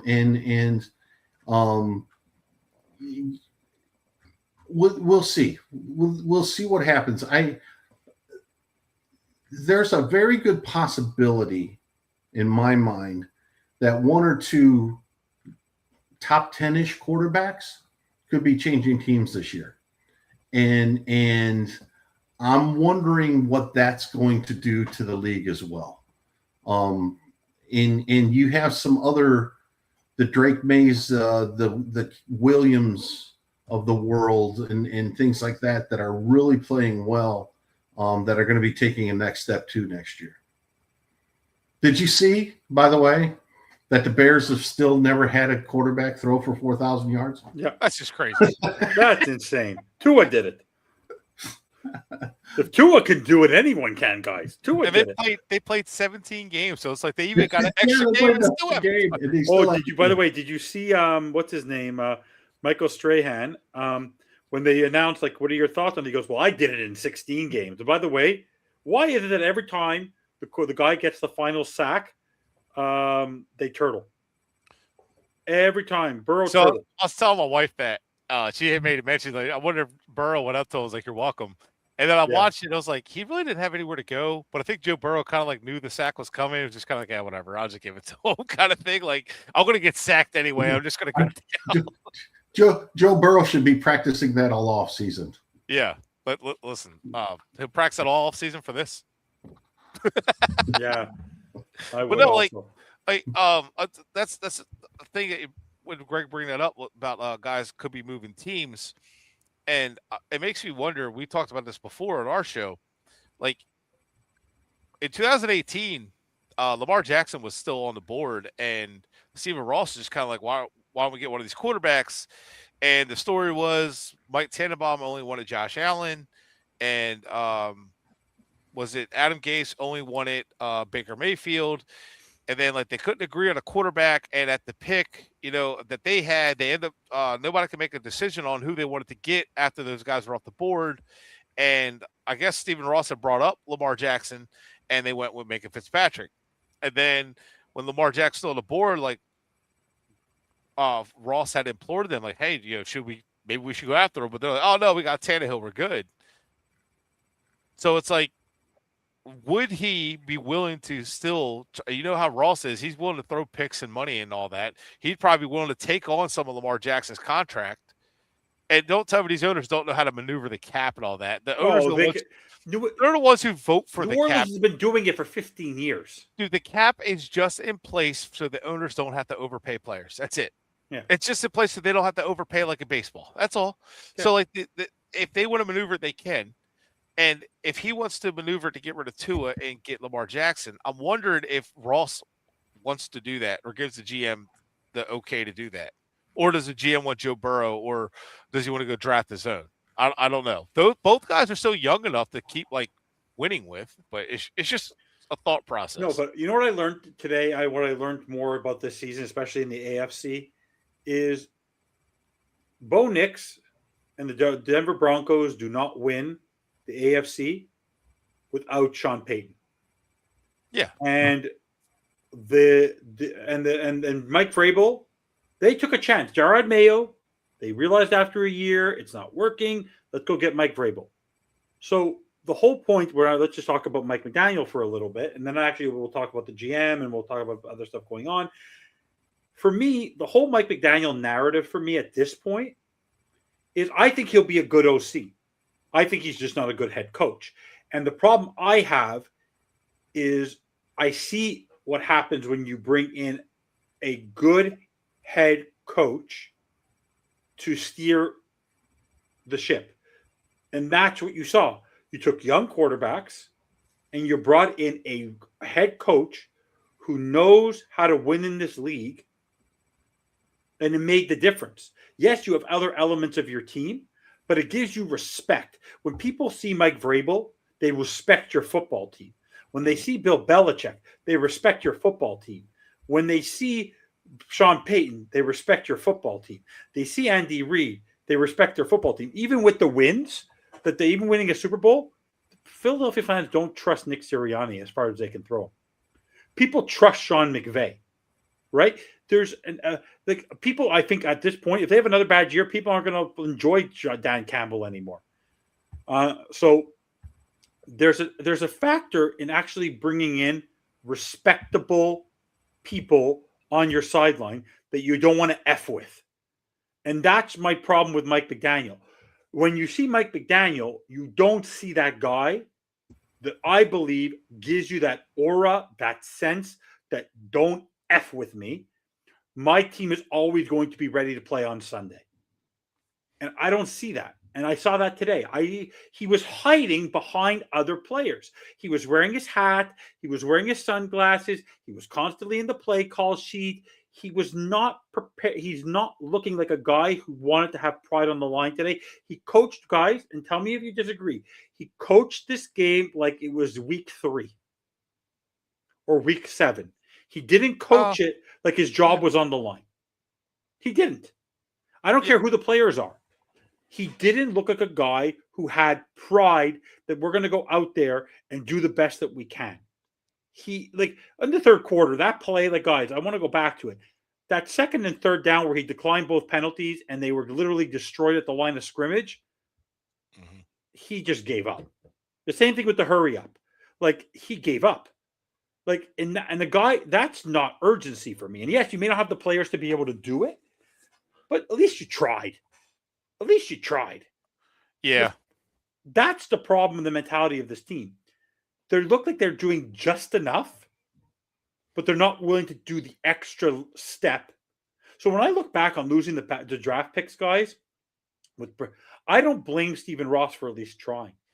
Going to get Harbaugh, yeah, he might be a moron for doing what he did the way that he did it. You shouldn't get caught. But yeah. at least he tried to make the team better. Well, he tried to get Peyton too. Tried to get Deshaun. He tried to get Peyton. He tried to get Brady. He tried to get at least he tried. So what are your thoughts, guys? Like, that's my problem with McDaniel at this point, is the lack of the fact that I feel our team is a laughing stock. And I actually think it's, as much as it starts with Ross, every single Sunday on that sideline, there's a lack of respect of the Dolphins. You see Tua. You see the issues going on in the locker room. You see that people want to leave. Jalen Ramsey wanted off this team and all this and all that.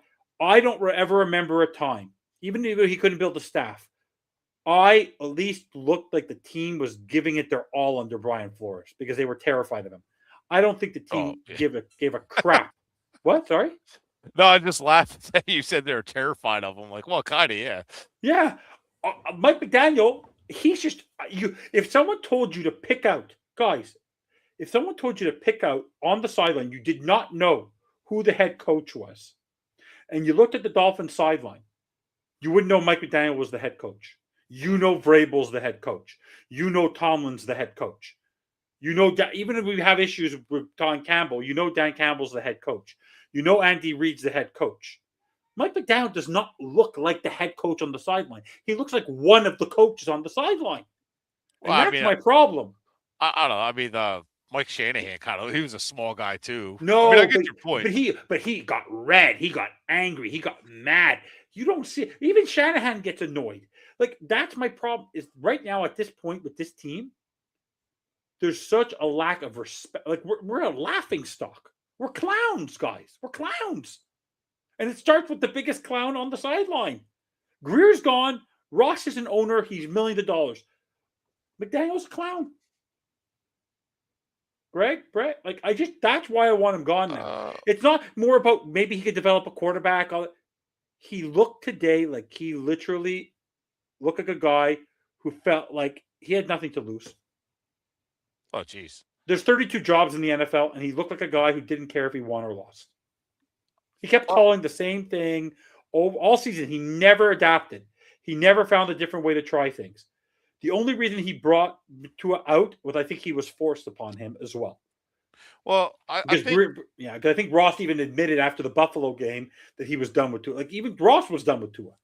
I think McDaniel deserves some credit for how well Tua has played and how well the team I understand that. Yeah. has done. But overall, the team, the penalties, the sloppiness of the play, the mistakes, overall as a staff that he put together, the 3 defensive coordinators he's had, it's just like it's just a mess of a situation that it seems like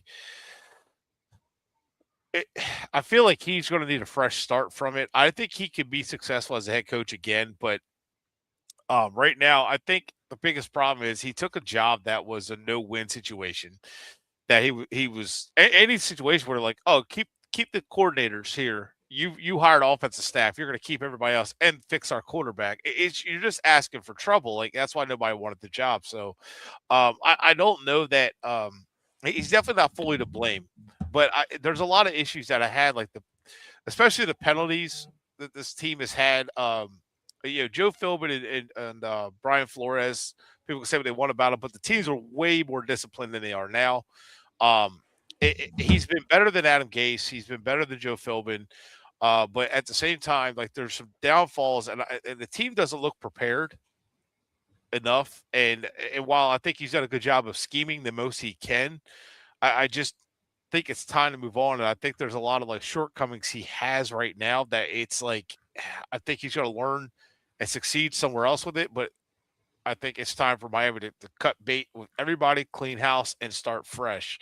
And I just don't think that like it's a good idea for McDaniel to stay because I think it's going to happen is he's going to get fired next year anyway. And then the GM brings in their own guy. I mean, look what the Titans just did. They fired a guy after 1 year. So you're pretty much, unless that's what they're planning to do, then it's like just keep McDaniel for a year and fire him next year. But I don't know what you gain from that. Greg? Mute. You're on mute. Vrabel stepped into a situation where he had a quarterback. Okay, But he was not a great quarterback last year. Won 4 games. He was But he was a rookie. He was a rookie. he was a rookie the year before, but he was a high draft pick. All right. How about Liam Cohen, the head coach for Jacksonville? No one thought high of Lawrence. Nobody thought high of Lawrence either, but he was an overall number 1 pick, and he comes in. Tua was a number 5, guys. Hey, I'm just saying. All right. Well, Jaguars do have a pretty good team. And they did it without Travis Hunter. These new head coaches that are having success, it's because they have a quarterback. All right. McDaniel came in, had early success because he improved the quarterback. All right. No, I disagree, guys. I don't think he actually improved Tua. Tua would not be the Tua he was without Tyreek. If McDaniel would not have lasted 4 years, if Tyreek did not get traded that first year. If Tyreek's not there in 22, Tua is not the quarterback that we're talking about for 22 and 23. No chance with Waddle. You really think that, Greg? You think he improved Tua if Tyreek is there, not there? Tyreek saved it. They saved Tua's keister. Well, no, Tyreek's a really good player, and it helps to have him. Explosive plays, guys. Yeah, but he developed an offense that basically for two years basically hid Tua's flaws from the entire league. Yeah, that was the biggest thing. All right. I mean, somebody still had to deliver the ball. All right. Skylar Thompson couldn't, and there's a lot of other quarterbacks that probably couldn't either, right? So, I mean, look, I want McDaniel gone. I'd love to start all over again. Okay. I'd love to start with, the Jags situation. I'd love to be the Jacksonville Jaguars right now. I'd love to be the New England Patriots right now. People are so high on the Giants right now. I don't know what they see in Jackson Dart that everyone thinks he'd be a great quarterback. He's okay. He's a rookie. He's a rookie who can make plays. Yeah. But he sees the field well, yeah. And he understands. They just got to calm him down. I know their biggest problem right now is actually. I think Joe Shane is not. I don't think Joe Shane is a great good general manager. Well, yeah, I mean, need to fire him. Guy. He's a Greer guy. Well, yeah, he was a Greer's right hand man for years. Yeah, he would have got fired along with the other two that got fired. Just say, yeah.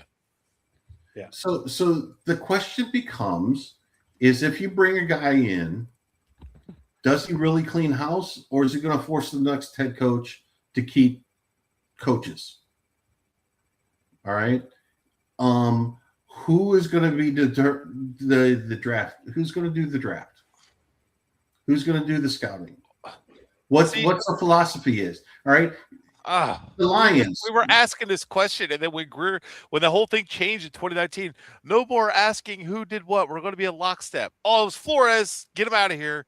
Now McDaniel won the power. Yeah, it's like But- just So that's my concern. So let's go into that. So finish your Hold point, on. and then I want to get Yeah. into that topic. Well, I mean, there's a lot of ways you can kind of approach this from Miami's point of view, right? You can do the Bears situation. All right. You hired an outside consultant, Bill Polian. Bill Polian came in, picked the GM. The GM then picks the wrong quarterback. Then he gets a second chance to pick the right quarterback, and now they're the number 2 seed in the NFL, in the NFC, right? After basically 2 years. You could go the Lions route. Okay. The Lions, their GM and their head coach didn't know each other, never talked before basically they interviewed and hired Dan Campbell. Okay. They agreed on an approach. I don't think Dan Campbell's worth a shit, but all right, You really don't have. You really have it out for him. he's a moron. All right, that team should have been to 2 Super Bowls, and because he's a head coach and can't manage a game, he cost them 2 And Super Bowls. everybody wants him in Miami. I go, why? Yeah. I don't see the allure. I don't. All right, he's an idiot. Okay. But they selected really good players, and they got really good players that basically carry them through the regular season. All right, by Premium beating players. bad teams. Okay, but anyway, so there's a lot of different ways to approach this. The way Miami has in the past has not been successful because their approach has sucked. So who are they going to mimic? That's my question for the entire offseason. Who are they going to mimic? Who are they going to what new GM who's never done the job before is going to come in? What new head coach potentially is going to come in who's never been a head coach before? We don't know that. They may have been All a right. head coach before. They're not going to hire no veteran head coaches coming here. None. All right. There's If you no give him the power to do it, you might. So let me ask you guys. Let me ask you guys that question right now. What coach who wants to maintain his legacy is coming to a division with Josh Allen and Drake May in it right now when you don't have a quarterback and you're in cap hell? it's true. Unless they have full control. You keep on saying cap hell. You guys keep on saying cap hell. But before they drafted Bo Nix 2 years ago, when they drafted the quarterback, they went to get the right head coach, and then for the last 2 years, they suffered through cap hell. They suffered through cap hell, and they don't have a star wide receiver. They have a good running game, a good defense, a good offensive line. They don't have superstars on that team. They have good players on that team. Outside of Surtain, there's no bona fide elite superstar on Denver. But they got the right quarterback in the mid-first round. They got the right head coach, and that made it work. I don't want to hear anything about cap hell. If you're the right talent evaluator and you draft the right players and you get the bridge quarterback, and then you draft a quarterback in the 27 draft, you don't know what could happen in this league because you don't know if Josh Allen could get injured. You don't know if Drew. Look at this year. Half the teams that are good this year are not as good as people think they are. A really bad team or not such a great team with a great quarterback like Rex Grossman level or Trent Dilfer level is going to make the Super Bowl. I'm sorry. Not an average quarterback is going to make the. I don't think Caleb Williams is so hot shit, right? I don't think that Jalen Hurts right now is such a phenomenal quarterback. Like, there's a lot of elements in these quarterback plays that are not great, guys. There's going to be a team that is going to go in there and they're going to win because of their team, not because of their quarterback. Well, and it's going to be, and this is the exception of all exception years in which that's going to happen. Well, here's the thing with that. All right. And Dan Campbell with Jared Goff and being a complete moron should be in the playoffs this year because this would be the only chance he would ever have. Well, so on that topic, you said that, Evan, you're saying that like the Broncos were able to get out of cap hell, and they did. No, they were in cap hell this year, and they did but it. they're still able to turn it around. And you're right. And I said, like, it's frustrating watching the Broncos leapfrog us, watching the Patriots leapfrog us, watching the Bears. And I said the Bears drafted a quarterback at 17. They drafted one at 21. They drafted one last year. We missed. Get another. Keep going. The Patriots, we missed. Got another one, but they got their coach right. So it's frustrating watching that, but what these teams did too, they got the right guys in the front office too. And what Denver did, they got Sean Payton. Sean Payton's in charge of that front office, just like he was in New Orleans. He gets the say of who they're drafting and all that stuff. It's not like, oh, well, no, Sean Payton, he's just like Jim Harbaugh, where Jim Harbaugh, the GM they got down there or over there in LA is from the Ravens, somebody he's familiar with. So it's going to be one of those things where it's like, yeah, I'm going to get the guys I want kind of thing.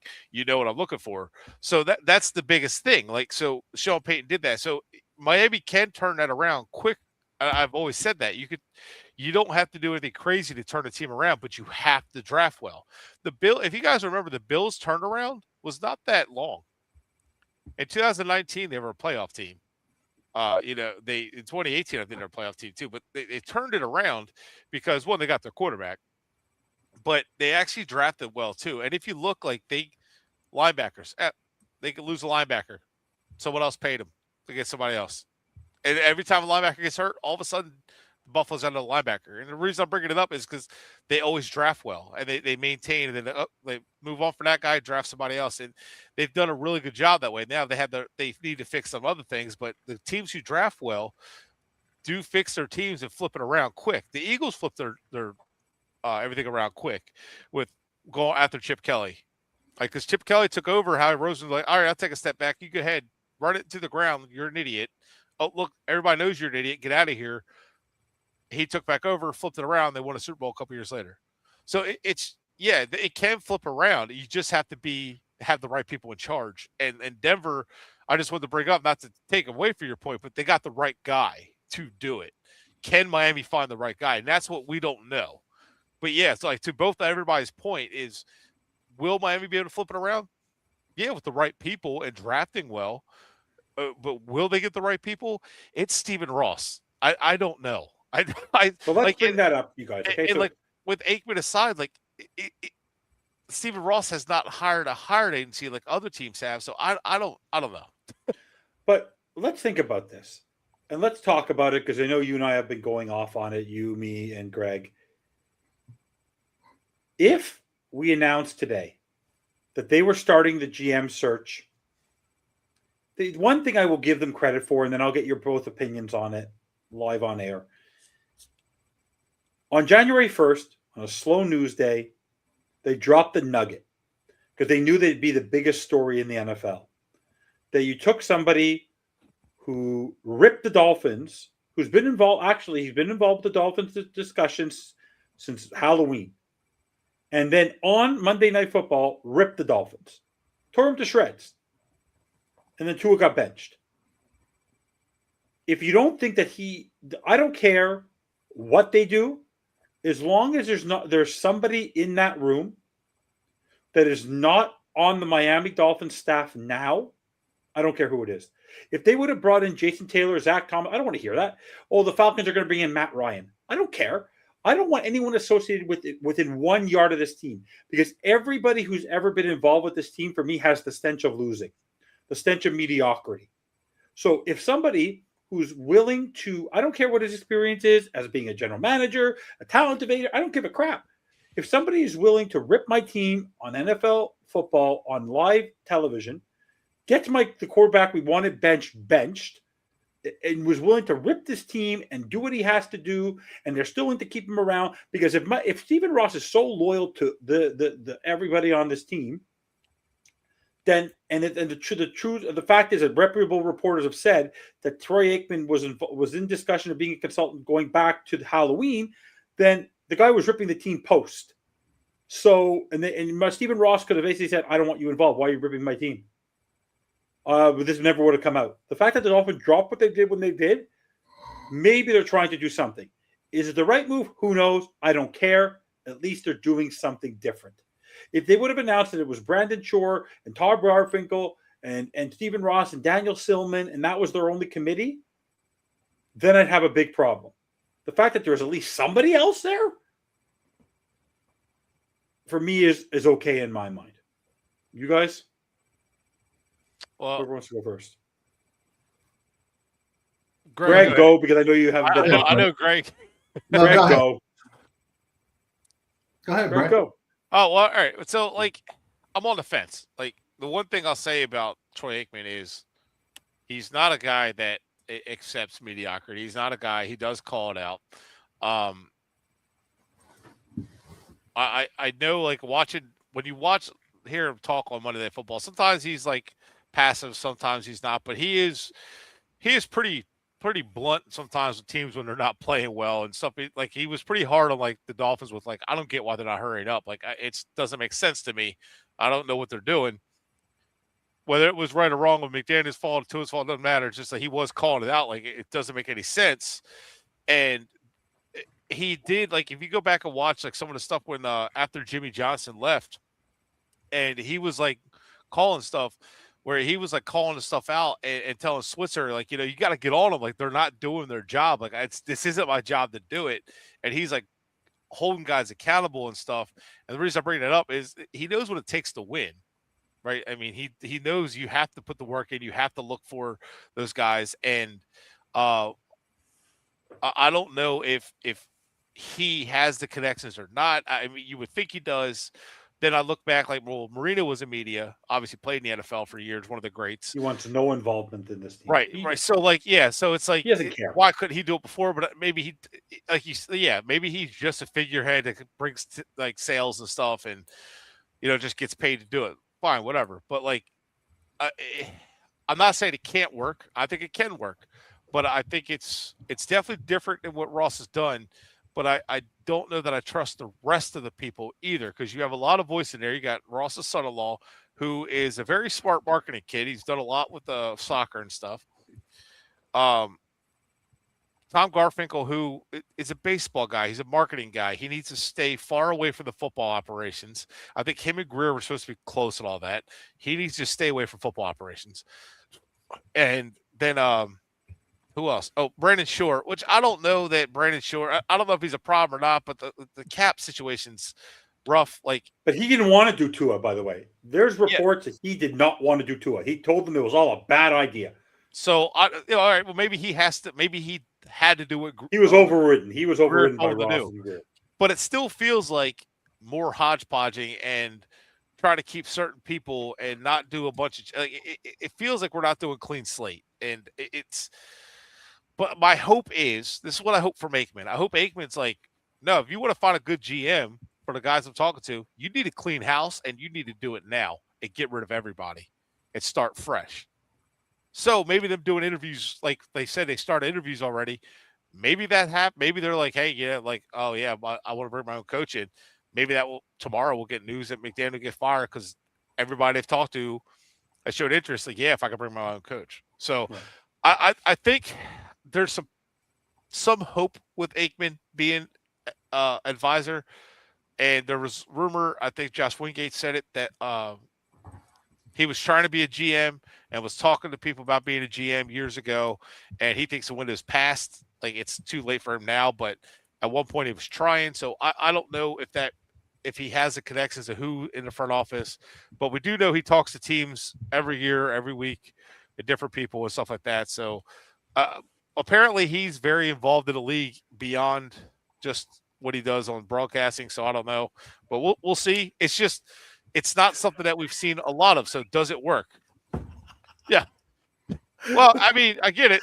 But Chris Collinsworth didn't win crap in the NFL. I know. I'm just saying, like, I and he's not a quarterback guy.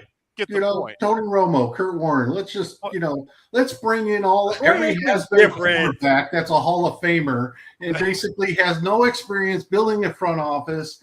And basically calling, he knows the janitor in a room, so he's got contacts. Let's bring him in because he's going to be influential in providing advice on who to hire. He ripped your team.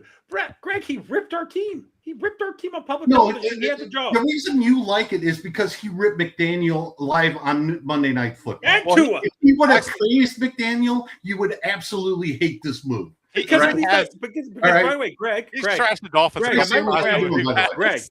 Greg, I've been complaining about Mike McDaniel for 4 years. In the end, was I right or was I wrong?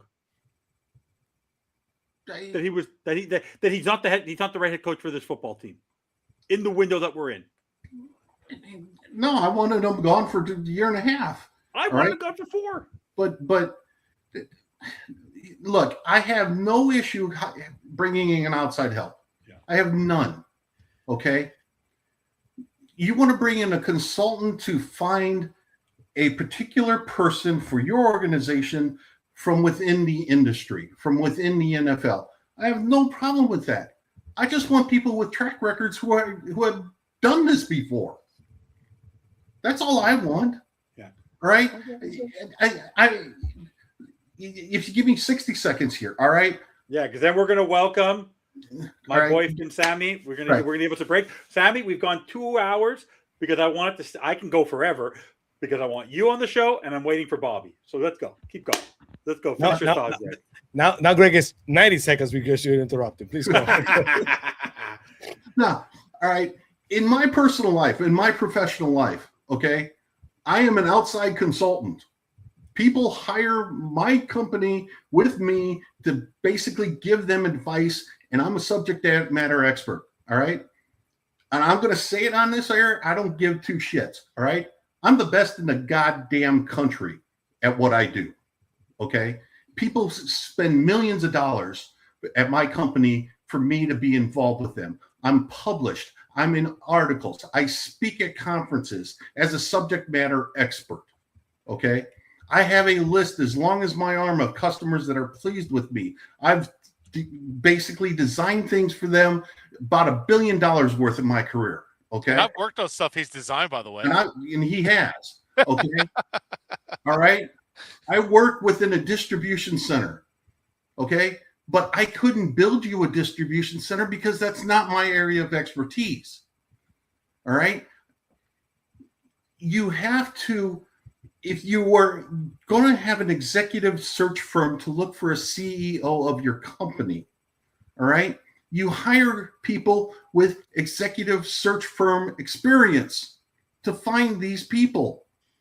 All right. If you're hiring an engineer, you hire different people to find those people. That's all I'm saying here. Is Troy Aikman, you asked Troy Aikman, what GM have you placed or made a recommendation to within the NFL? The answer would be 0. How many teams have you worked on with to find potential candidates for GMs for their teams? The answer is 0. We've spent the last how many years talking about Miami needs an experienced head coach and an experienced GM. All right. No more first timers, no more of this or that. Yet we hire somebody who's never searched for a GM before to be the key cog in searching for the GM for our team. It makes no damn sense. And DSG is 100% correct. All right. Hire Chris Collinsworth. He's got contacts, I'm sure. Tony Romo, Kurt Warner, name all of these guys. All right. Just hire. Who cares? Okay. You want contacts within the NFL from outside the organization? There's a shit ton of them that you can do. Or you could go the other route and basically use the same people who are finding GMs for other teams, like the Chicago Bears, when they find, Pace, and hired Bill Polian as a consultant. All right, there's an idea. Oh, you want Mike Tannenbaum like the Jets did? That was a great idea, guys. Former general manager Mike Tannenbaum. That worked out well. And he went to 2 AFC championship games while he was there. He must have done something right. And the Senior Bowl, people spoke very, very highly of Mike Tannenbaum. I'm just joking around because in Dolphins lore, he's not very well liked, right? I get what you mean. We'll just hire Jeff Ireland. I am fine going outside the organization. Please God, go outside the organization. All right. But Troy Aikman, got to be kidding me. Okay, All right. we know where you're at. Sammy, welcome to the show. I hope everything went well on Finn's Faithful. I saw you guys had a wonderful paddle with Curtis and you and Jason. I can't remember the other gentleman's name, but how are you doing? All the viewers were there back with me. So okay, wonderful. So welcome, Sammy. How was your day? How did you enjoy the football game? Your prediction was pretty spot on the money. Missed by one touchdown. What did you think of the game? What did you think of the game? How it looked? Everything. McDaniel, Ewers, the defense quitting, the defense looking completely like they didn't give a crap. The Dolphins not scoring a point since Halloween in the third quarter. The fact that the breaking news from Joe Shad the moron is that Jake Bailey had the greatest punting average in Dolphins history, and that Riley Peterson had the biggest field goal percentage in history.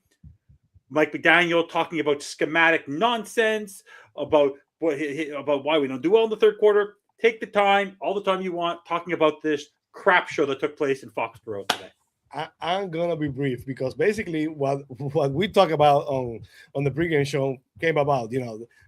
I expect that not to be close. I expect that for the defense basically to quit in the second half. That also happened, and the Dolphins already made a decision about the game before the game. They sat Waddle, they sat Asian, which was the right decision. With the inactives, basically almost half of the starting lineup for the Dolphins was basically inactive for the game. So you could not expect anything more than that.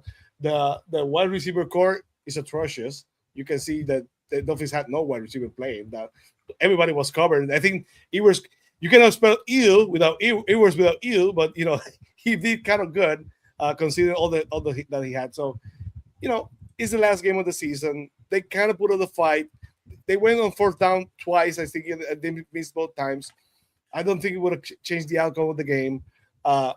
I think Mike McDaniel's fate is not going to be decided by that game. If he stayed, if he goes, I don't think that has nothing to do with it. So that game was basically irrelevant. Of course, the Patriots were playing for seeding, and the Broncos already started the game on a lead. So they had basically had that wrap up. So it was an unsequential game. No one was hurt. I think Edwards was hurt in the last series of the game, but no huge injuries. So it was really an unconsequential game. So that's the good news. If season is over, I'll wait and see. Thank God. I'm just kidding. But Sammy, I just want to get your point because I asked. This was the one thing that bothered me in the game, even though when you were through the interception, it's a rookie mistake. But what I've seen with the Dolphins this year is the defense gets mad and they basically stomp their feet. I'm having a tantrum. Once again, the offense does something stupid. And because I said this to Greg and Brett, and I said it to Dahl before, and I said it to Steve Malloy, is that if you look at every time this season, the Dolphins have a bad turnover, or coming out of the second half, they score points. Then they gave 28 seconds left. They let the Patriots get a couple points, and they get the ball in the half. They don't score, and then things fall apart. The defense, I think, gets mad at the offense, has a tantrum on the sideline, and they quit. Do you feel that the team, because we all talked about the last couple of weeks, Sammy, that the team didn't quit on Mike McDaniel? I think today the team quit. The Dolphins, yes, it's a talent on the team, but I think the defense, which had most of the players, quit. And I think even Mike McDaniel quit because on that, there was a couple of plays where the media went, but now everyone went nuts on Twitter. When they declined the 2 penalties and they went from 1st and 10 to 2nd and 20 to 3rd and 20 something, where they were illegal shifts, penalties galore. Like that was a complete and utter shit show. So do you feel the Dolphins quit today? Or the defense didn't give a crap? What do you think happened today? Those are the kind of things that make you think Mike McDaniel already knows he's coming back, right? Because the franchise quit, right? Just before the game, you already knew. We talked about it in the pregame. That franchise already going to the game, you knew they were not going to win that game. They would take, without A-Chain, without Waddle, yeah, there wasn't a chance. So I think if you ask me, the franchise quit before the game. So, again, the good news is nobody got hurt. Nobody got hurt. There were not consequences. Yours actually got hurt, but they're one. Yeah, we got hurt, but it's not going to be like, it's not a torn ACL. So it's not a huge injury, So it's the off season. Now we have to wait and see. There's nothing really consequential happen. So that's a good news. Breaking news: 2 hours and 22 minutes in the show. This guy owes me his ring because I kept this show going. We can still go for a while. I'm going to go forever. But Bobby Finn's talk. You could bring yourself in. Number one, congratulations on winning the Fins TV Pick'em. But at the same time, you are quite late, my friend. 2 hours and 21 minutes. This is nothing for Brett and Greg and me. But at the same time, boy, were you tardy. And thankfully, I can still go for a while. But I'm going to let you take over the show for a little bit. I will shut my mouth so people get some peace and quiet. And you get to go on what kind of crap show we saw today. So welcome, Bobby. Congratulations, Mazel Tov, on winning. I know you were nervous today. I'm sure you did a couple Hail Marys while you were in church. But congratulations on winning your draft. And what were your thoughts on the crap show that went today? Oh, man. Luckily enough, I only caught the first half. Oh, thank God. Yeah, so I had to go. I was following, every time we had a break, not a break, there was never really a break, but every time, I didn't have to do something, I was like, I would kind of pull on my phone and I started going like this, and then I would go to Fins TV, pick them, and I go, okay, good, okay, and all right, and I'd go back and all you have. I'm sorry to interrupt you, but all you have to do is go to the part where it tells you what the others picked. And you'll have the same pick, so you already do have the back. Yeah, well, that's what I did. I ended up at the end. You basically everybody had the same pick. So at that point, I was like, okay, I think I'm golden. Until I got the official tweet, I was like, I think I'm golden. And everybody else I was like, woo! I'm gonna be styling and profiling with that ring, boy. But listen, expectations. I think it was pretty close in regards of what Sammy had predicted and what I had predicted. I think I had Miami it was 34-13, so it ended up being 38-10. I didn't expect much at all, anything from the Miami Dolphins. This was to me just a glorified preseason game. I would have liked to see what even though I didn't expect them to score a lot, at least a fight, out of the team. It didn't look like that at all, at least from what I saw and what I went back to see after church. So I didn't really have any high expectations. Now it's just about what's next. I think that's what it is. This to me was just an audition for other players, on the team. And also, what can Mike McDaniel do with less, with, no expectation? Like, hey, are you going to put up a fight against a team like the Patriots, which the Patriots were playing for something? They didn't. How much that's held against them, we'll see. I hope Stephen Ross is looking across the league and he sees what's happening in Atlanta right now, that they got rid of the GM and the head coach after 2 seasons. What could possibly go down with the Las Vegas Raiders. I talked about it earlier in today when we did on pregame, and I said again, if McDaniel is brought back which I think no decision really prior to this show, I really don't think any decision was really made other than we're going to wait until the GM is here and then we'll go from there. My preference would be coach is fired, fresh faces, new places, great. But if McDaniel is brought back with a new GM, with new player personnel in that department, I could live with it. Today is what it is. I mean, you look at the roster, you look at who was playing, and you're like, yeah, okay. I mean, what did we expect? I can't really judge I could judge the whole season of the Miami Dolphins, not this game, on what's going to happen next. This whole season has been today's game, a big cluster, So yeah, not much to say about this game. I don't think I usually don't miss games, but since I had to go do some things in the second half, and I get to watch it, but I did follow it, but I didn't have high expectations, Evan. So not much to talk about other than we all wait for what's next. So we can ask the question I asked a little while ago. When you saw, I'll only ask you this question about the game specifically. When you saw Quinn Ewers throw that, or you were probably not watching it yet, but then when he threw that poor interception, and just FYI, I don't know if you know the stat, Bobby, the Dolphins have not scored a point in the third quarter since before Halloween. Okay. Before Halloween. So when you saw Quinn Ewers, he threw a poor interception, his mistake, it happens. The Dolphins, they literally from there, you knew the game was over. Brett, I texted you and Greg, and I said, game is over when he threw that interception. The defense is going to quit. The defense quit. They went right down the field, and they looked awful. And then you see Mike McDaniel with those plays. You'll go back, Bobby, if you watch it, where they went from 1st and 10 to 2nd and 15. They took bad penalties. He declined both. We were taking these screens behind the play. We couldn't get past the line of scrimmage, and he was making penalties and all.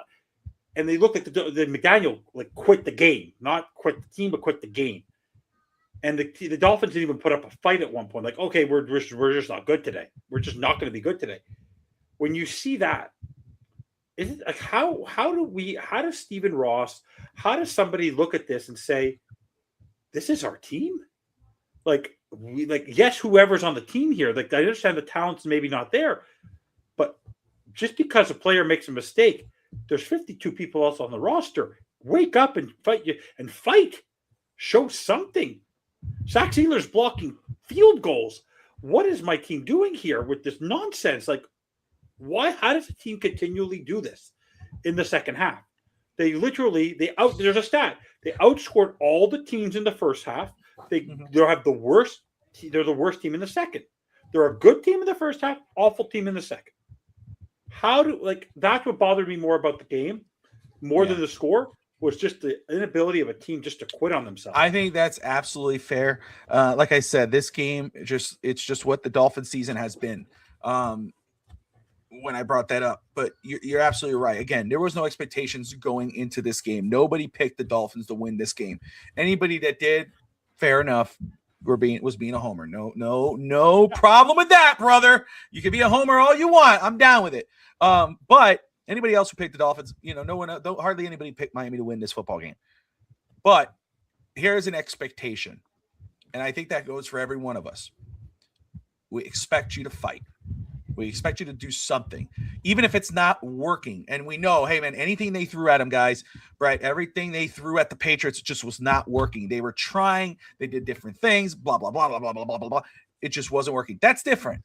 That's understandable. It's just, hey, Patriots are a better team. Obviously, we all know that. But it wasn't that. They quit. They were done. They didn't put up a fight. And that is something you can hold. I know people are, but we didn't have this guy. We didn't have that guy. I understand that. But what you can hold against your head coach, who may or may not have his job on the line, is your team coming to play? Is your team fighting for a victory against a bigger foe? Can they shock the world? This team didn't look like they were playing it safe up to a point. It's like, okay, now it's over. And I will tell you, before the interception, I liked what I saw from Quinn Ewers. Again, I think he as a solid backup, potentially has a chance to compete for the starting job next year after a full offseason as probably a starter. I wouldn't mind going into next season with that situation.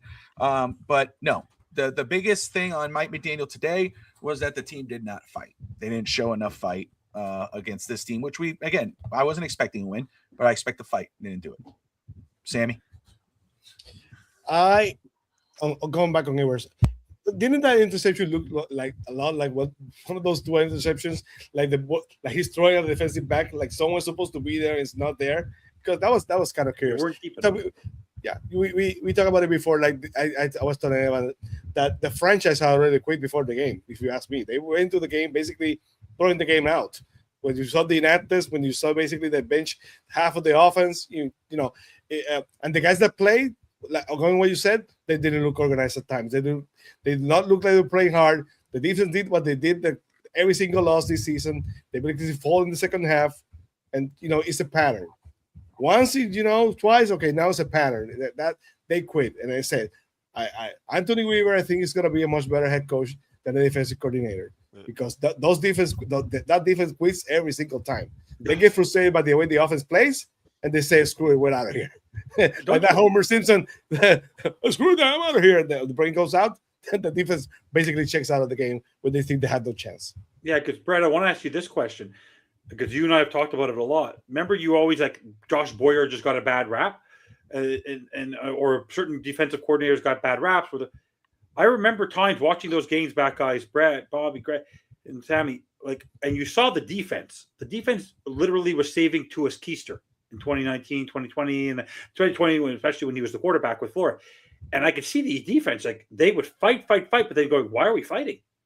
They hated Tua for it. How bad are you that I need to How bad are you that I keep on saving your ass? Get out of my face. And Tua's bad performance was what cost Flores his job.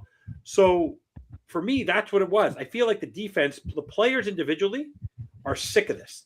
The people might say, oh, we want Mike McDaniel around. They like him. They fight for him. The defense isn't fighting for Mike McDaniel. The defense couldn't give a crap if Mike McDaniel's there or not. They don't want Weaver. They don't want anything. They're just playing. They're playing for themselves. They're playing for contracts. Yeah. They're playing for next season. Well, like I said, like after the first half, they were out of contention to be in the 20th place for scoring defense. So they fall well behind that tonight. Yeah. So 24th in the end. They went for 21st, 24th. Yeah, you kind of saw Chubb just kind of throttle back, like, all right, whatever. I'm not getting my bonus anyway.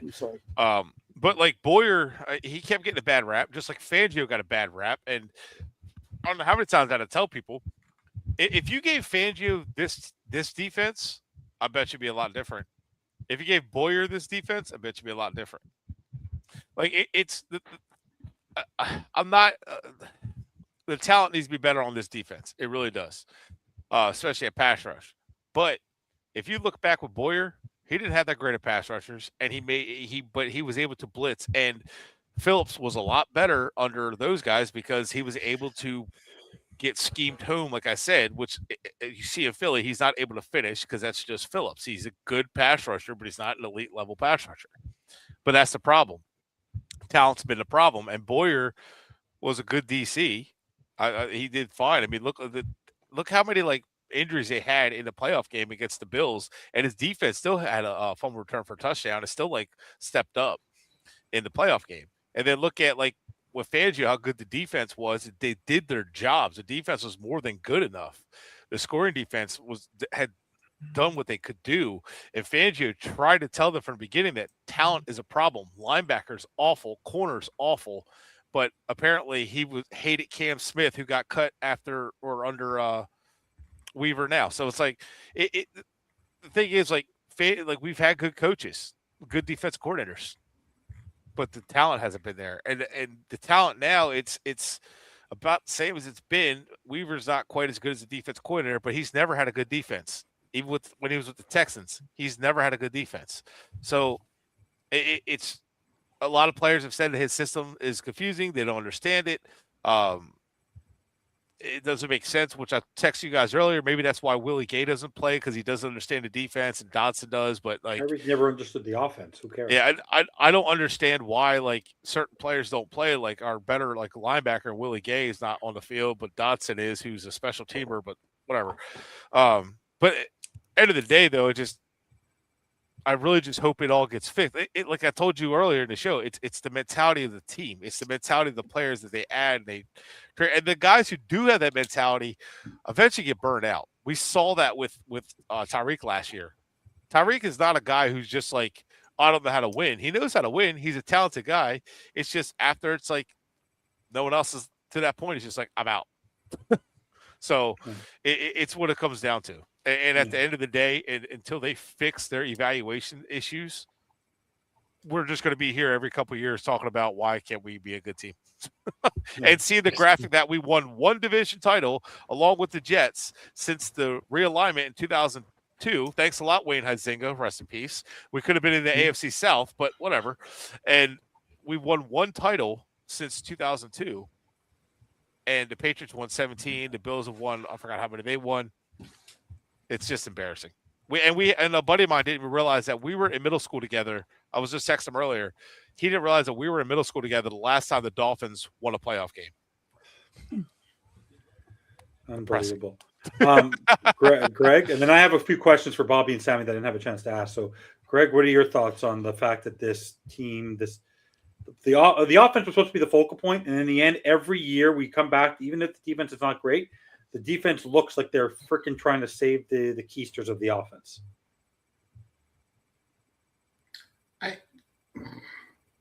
I just think that the defense, if we look at the season as a whole, the biggest concern I had was the defense.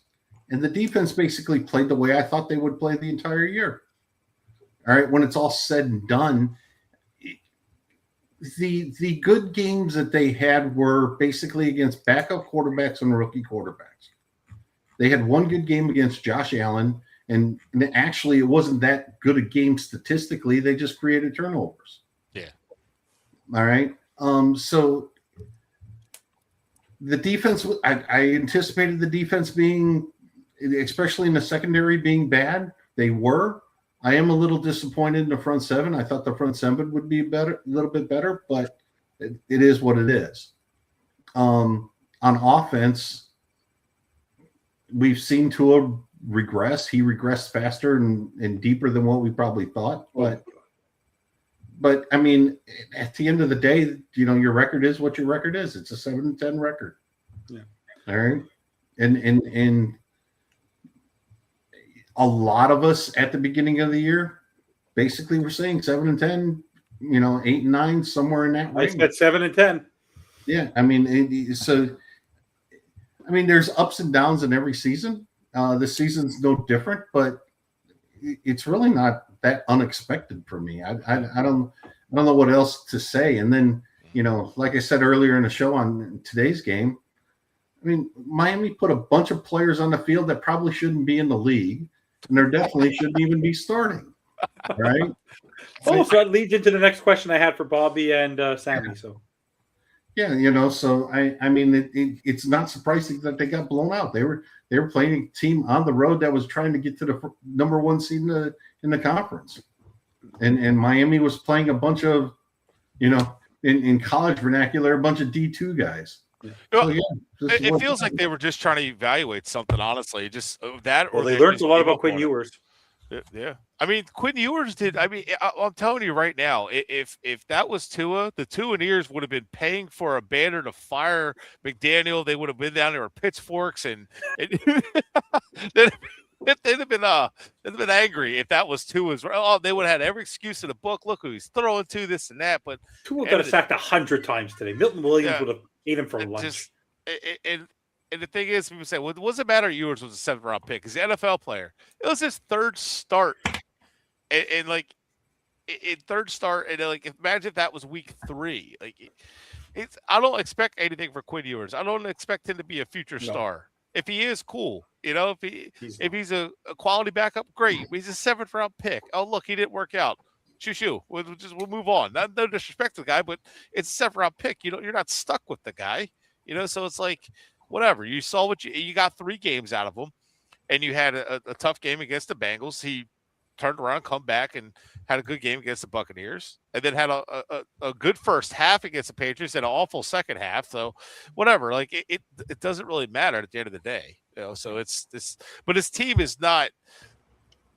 It's not built well. It's terribly constructed. It's just hodgepodge. It makes zero sense. If you really break down the roster and how it's made up, it makes zero sense. Like, you got linebackers that would be good in the zone defense. You got corners that would be good in the man. You got no pass rushers. You have an offensive line that's made up of guys who are just whatever. You got running backs who are just jags at best. You got a quarterback who's maybe develop something out of them. I don't know.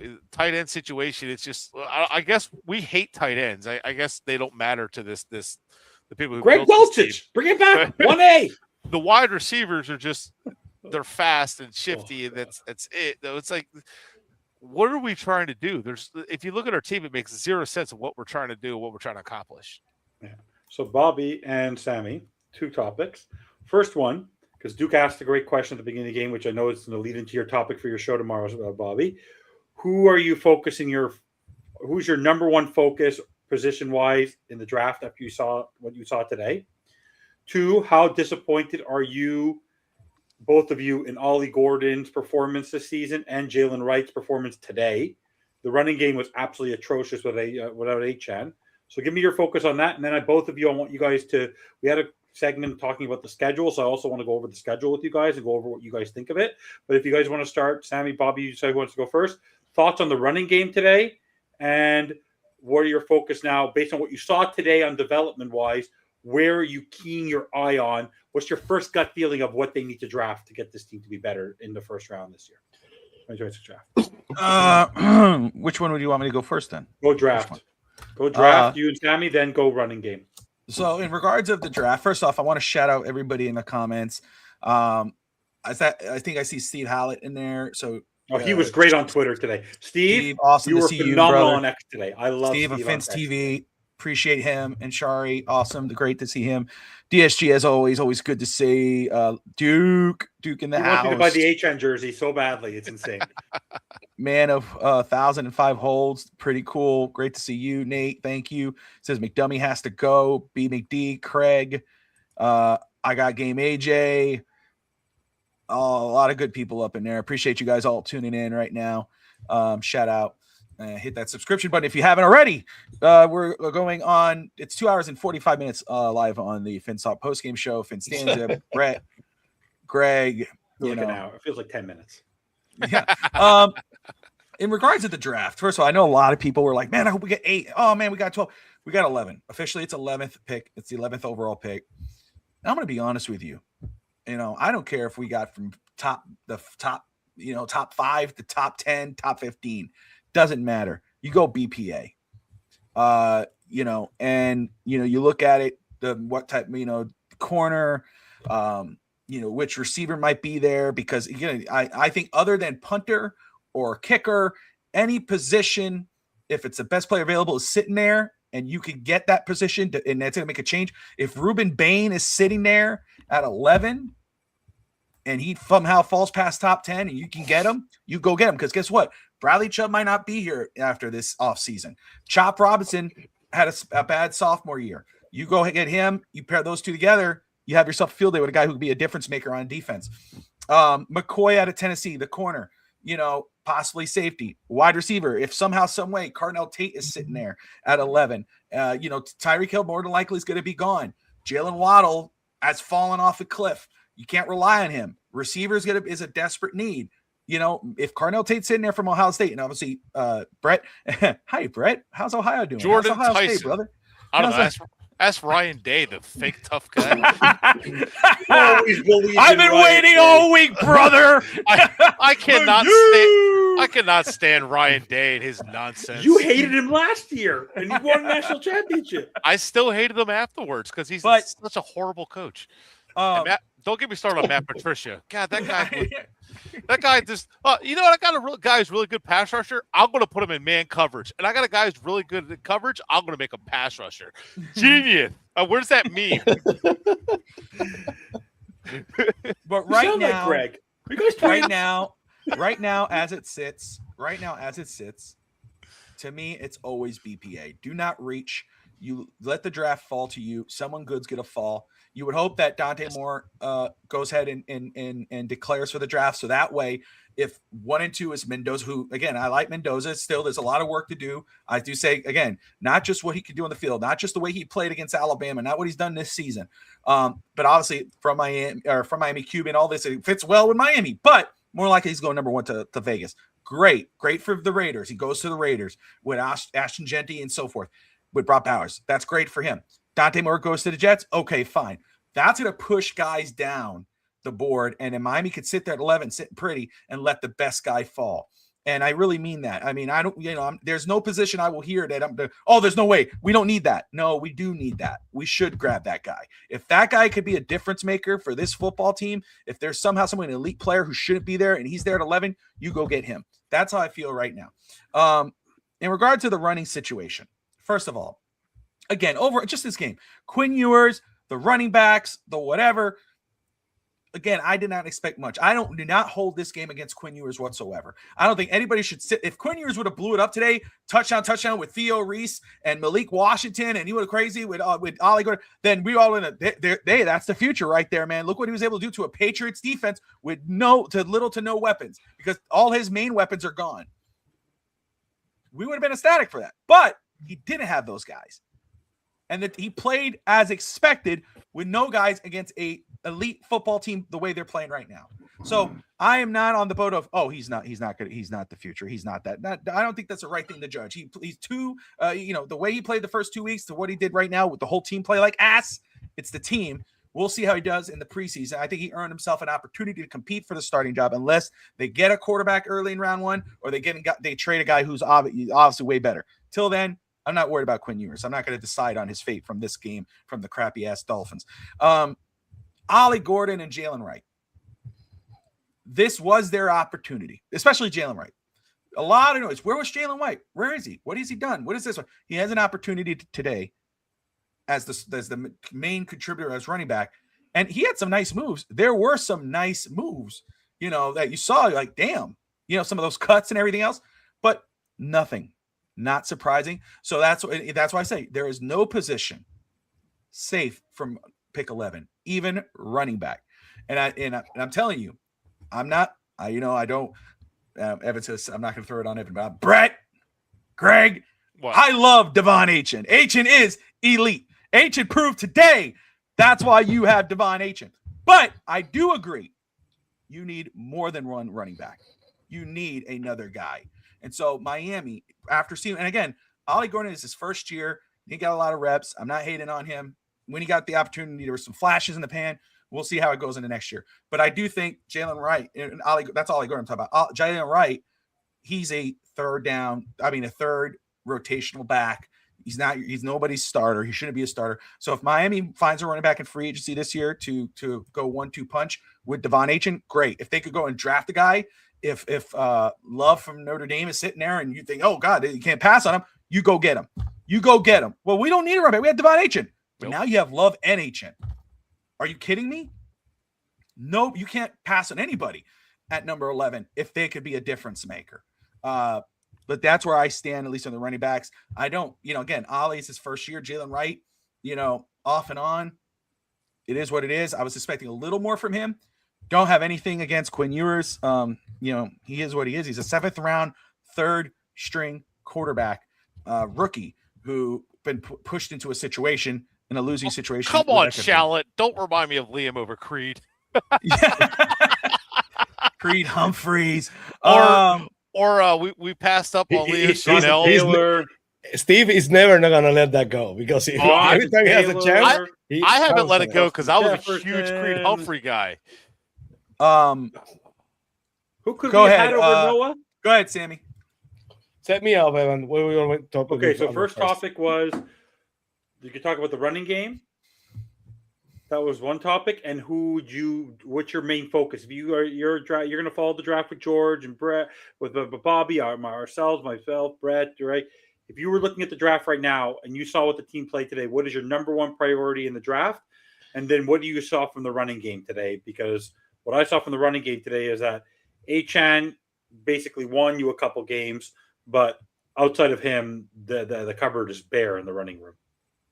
There's a movie, right? The guys, there's a guy that goes, everybody, everybody's a priority. Because right now, the Dolphins basically don't have depth. If a guy goes down, they have 0 depth. So right now at 11, they have a chance to take the best player available. We don't know who that's going to be. If there's a video of Ruben Bain with a gas mask, please send it to @FinSammy on X because that's the only way. That's the only way he's going to fall to 11. That would be nice. Give me David Bailey. That Ruben Bain's not going to go to 11. But at 11, you guys, you guys are the draft guys. I asked on Fins Faithful if there's anybody who's worth going up to take as a quarterback in this draft. And basically, the answer from everybody is no. There's not a surefire quarterback that's worth going up to get. So there's a better chance of the Dolphins piling up draft picks to get the right quarterback next year. So I would not mind to do that. The kind of move that the Rams did last season with the Falcons was a stupid trade. You trade back and get a number 1 next year. You have 2 number 1s next year because that gives you a better chance to going up. Because next year the Jets are going to have probably 2 first-round picks, and that way you can be able to compete. So I would not mind them trading back, accumulating assets. They had 3 third-round picks this year. That gives you enough firepower to get some rookies, some new bodies in the building. So I would not mind if that's the route for the Dolphins to trade back and find a way to get a quarterback next year. I will say, just to follow the piggyback on that, a plan that Miami could do, and we'll talk more on this on the Miami Dolphins draft show on FTSN, the On the Clock draft show on FTSN tomorrow at 8 p.m. Eastern time. Josh Wingate, myself, and Coach Vogel. Sitting on a chair, Vogel. But again, if Miami sits there and they said, let's wait till 11, and I'll say Mendoza goes 1, Moore goes 2, there's no quarterback you should get at 11 at that point. more than likely you're going, or whoever's- a 3. No, maybe. But at that point, you could still, that doesn't mean you take the quarterback option out of the draft at that entirely, because you could sit there, go best BPA, whoever that be, second round, third round. And if you're in the third round or the fourth round and somehow, some way, maybe, and again, I'm just throwing a name out there, Drew Allar is sitting there out of Penn State. You could go grab him. You grab him. Then you go, okay, we have a rookie guy. We got Quinn Ewers. We don't have to spend too much money on that, because we're about to, if we decide to trade Tua, more than likely cut, because I don't know who's going to trade for him. You cut him and it kills you cap wise. You got 2 young guys there on cheap deals. Let them compete. And then you have that Malik Willis, Will Levis scenario like the Titans had. You let to see how those guys work out. If one or the other gets to start, you let them play it out.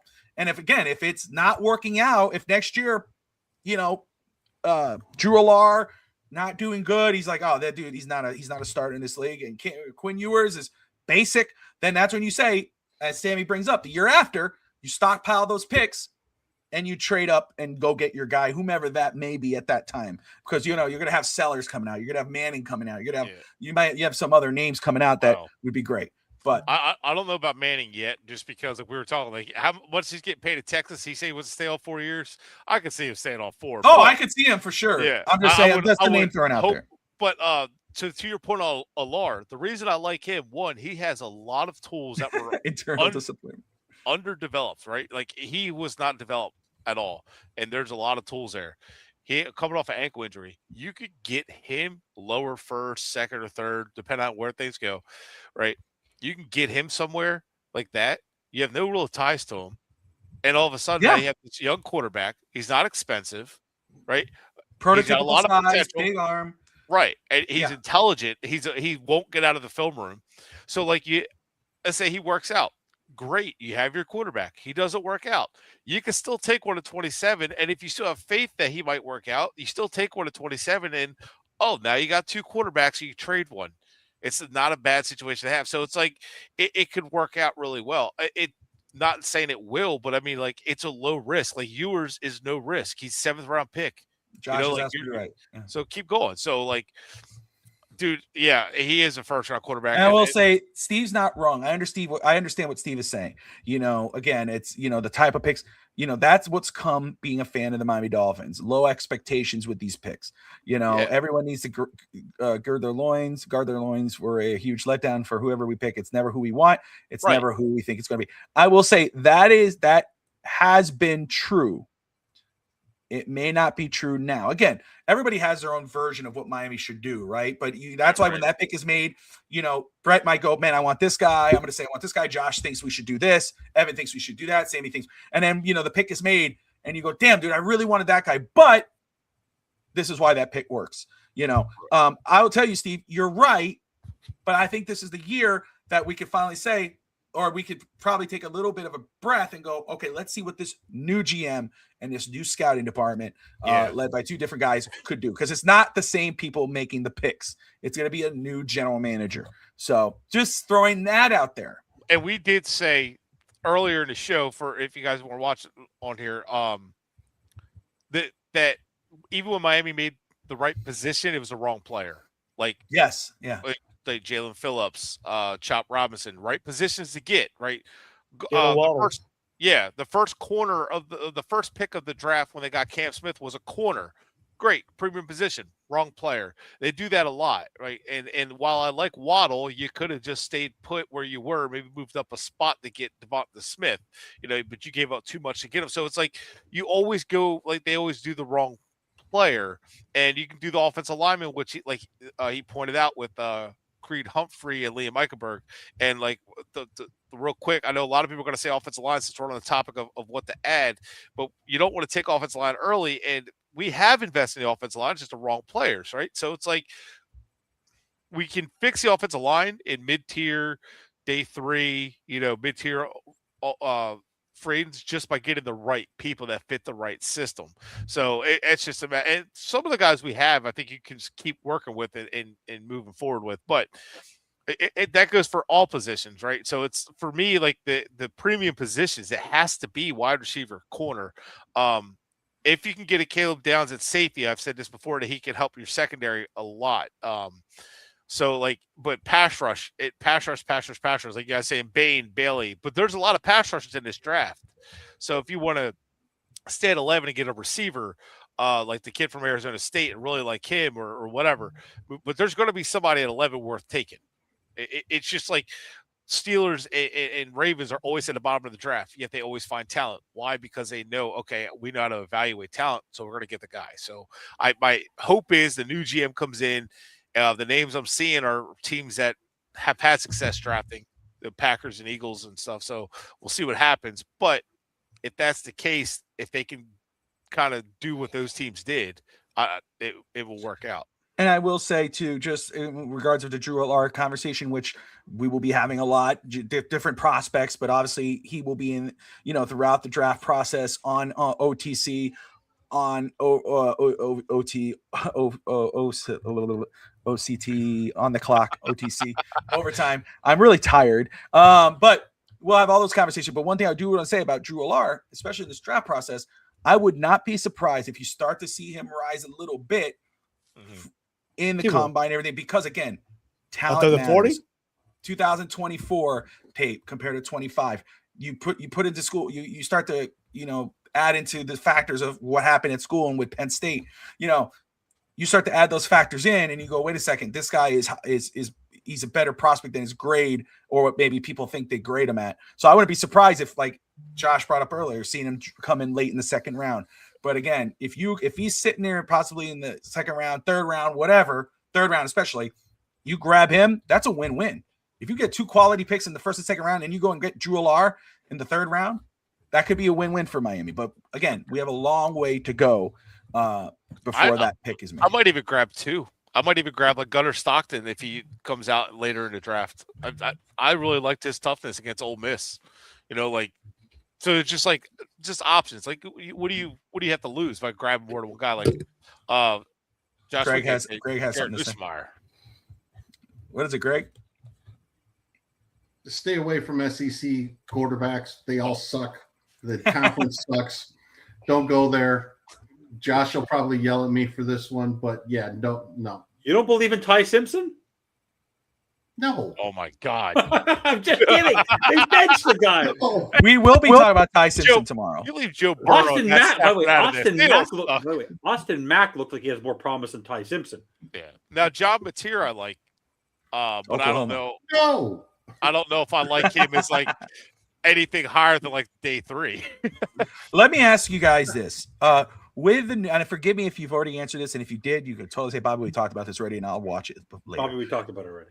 Go piss off. Anyway, we asked this about earlier, now that when the Aikman news came out, but what also came out after the Aikman news was the type of GM Miami was looking for a guy with a strong scouting background. When you hear that as a criteria, is there any one name that comes to your mind? It might be, or just a guy that you would really like that Miami would interview at least, because you know how it plays out. We say a guy and a guy doesn't get picked. But is there a guy that you hear that you go, this is the guy? Or is there a guy you go, man, I would really like them to interview this one guy. He might fit that background. Is there one guy for you, Brett? And then we'll get to Greg. Well, for GM? Yeah, who fits that with strong scouting background? Because a lot of people love our friend Jason Sarney of the Fifth Faithful Pod, loves Alec Hallerby of the Philadelphia Eagles. Problem with that is he does not have a strong background. He's an analytic guy, so that kind of takes his name out of it right now. Is there any one guy that you really like, or is there a guy that when you see strong scouting background, assistant GM or in the front office, you're like, what about this guy? Well, one of the guys that keeps popping up that people talk about is Ed Dodds, but I'm going to stick with the ones that are on the list, although I do like Dodds from the Colts. He's been one of the better talent evaluators and one of the he's a long-term scout. Yeah, Yep. And I don't know why he hasn't got a GM job yet. Maybe he's turned him down, but I think the one of the lists I like the best is John Eric Sullivan for the Packers VP. Brought him He's up been earlier. with the Packers his entire career. And when Gutekunst got promoted, Gutekunst promoted him and then promoted him again. So, they had the friend promotion. It doesn't necessarily mean anything. But if you look what the Packers do, they draft extremely well. They find talent. They they do the due diligence in drafting, and they always find what they need. Like you look at their history of drafting wide receivers and how they've done it. And normally you draft them in the first round, but they've found guys all over the draft and talented guys that just fit what they do.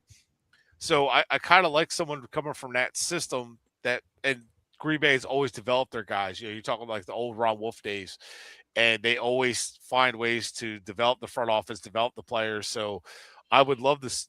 He's probably the top of my list as far as the guys that they have had tied. Now, Hallaby, don't sleep on him, though. He's a very intelligent guy, even though he's analytics. All Eagles front office get developed to learn how to do everything as far as like evaluating quarterbacks and everything, or evaluating talent and everything. So he is a Harvard guy. So, I mean, smart guy, obviously, but he focused more on the analytical side. I don't know how well that plays, but the Eagles do draft really well and rely on the analytics. Howie Roseman's done it for years. But that goes back to the Pete Carroll stuff too, which is kind of analytics, like explosion numbers. Eagles use that height, weight, speed, and then add it in. It's a whole analytical process, and it works out pretty good.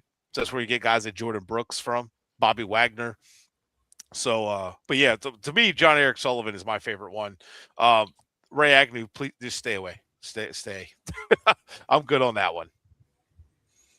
I like Ray Agnew, but like the Lions haven't drafted as well as people that said. Like I don't know.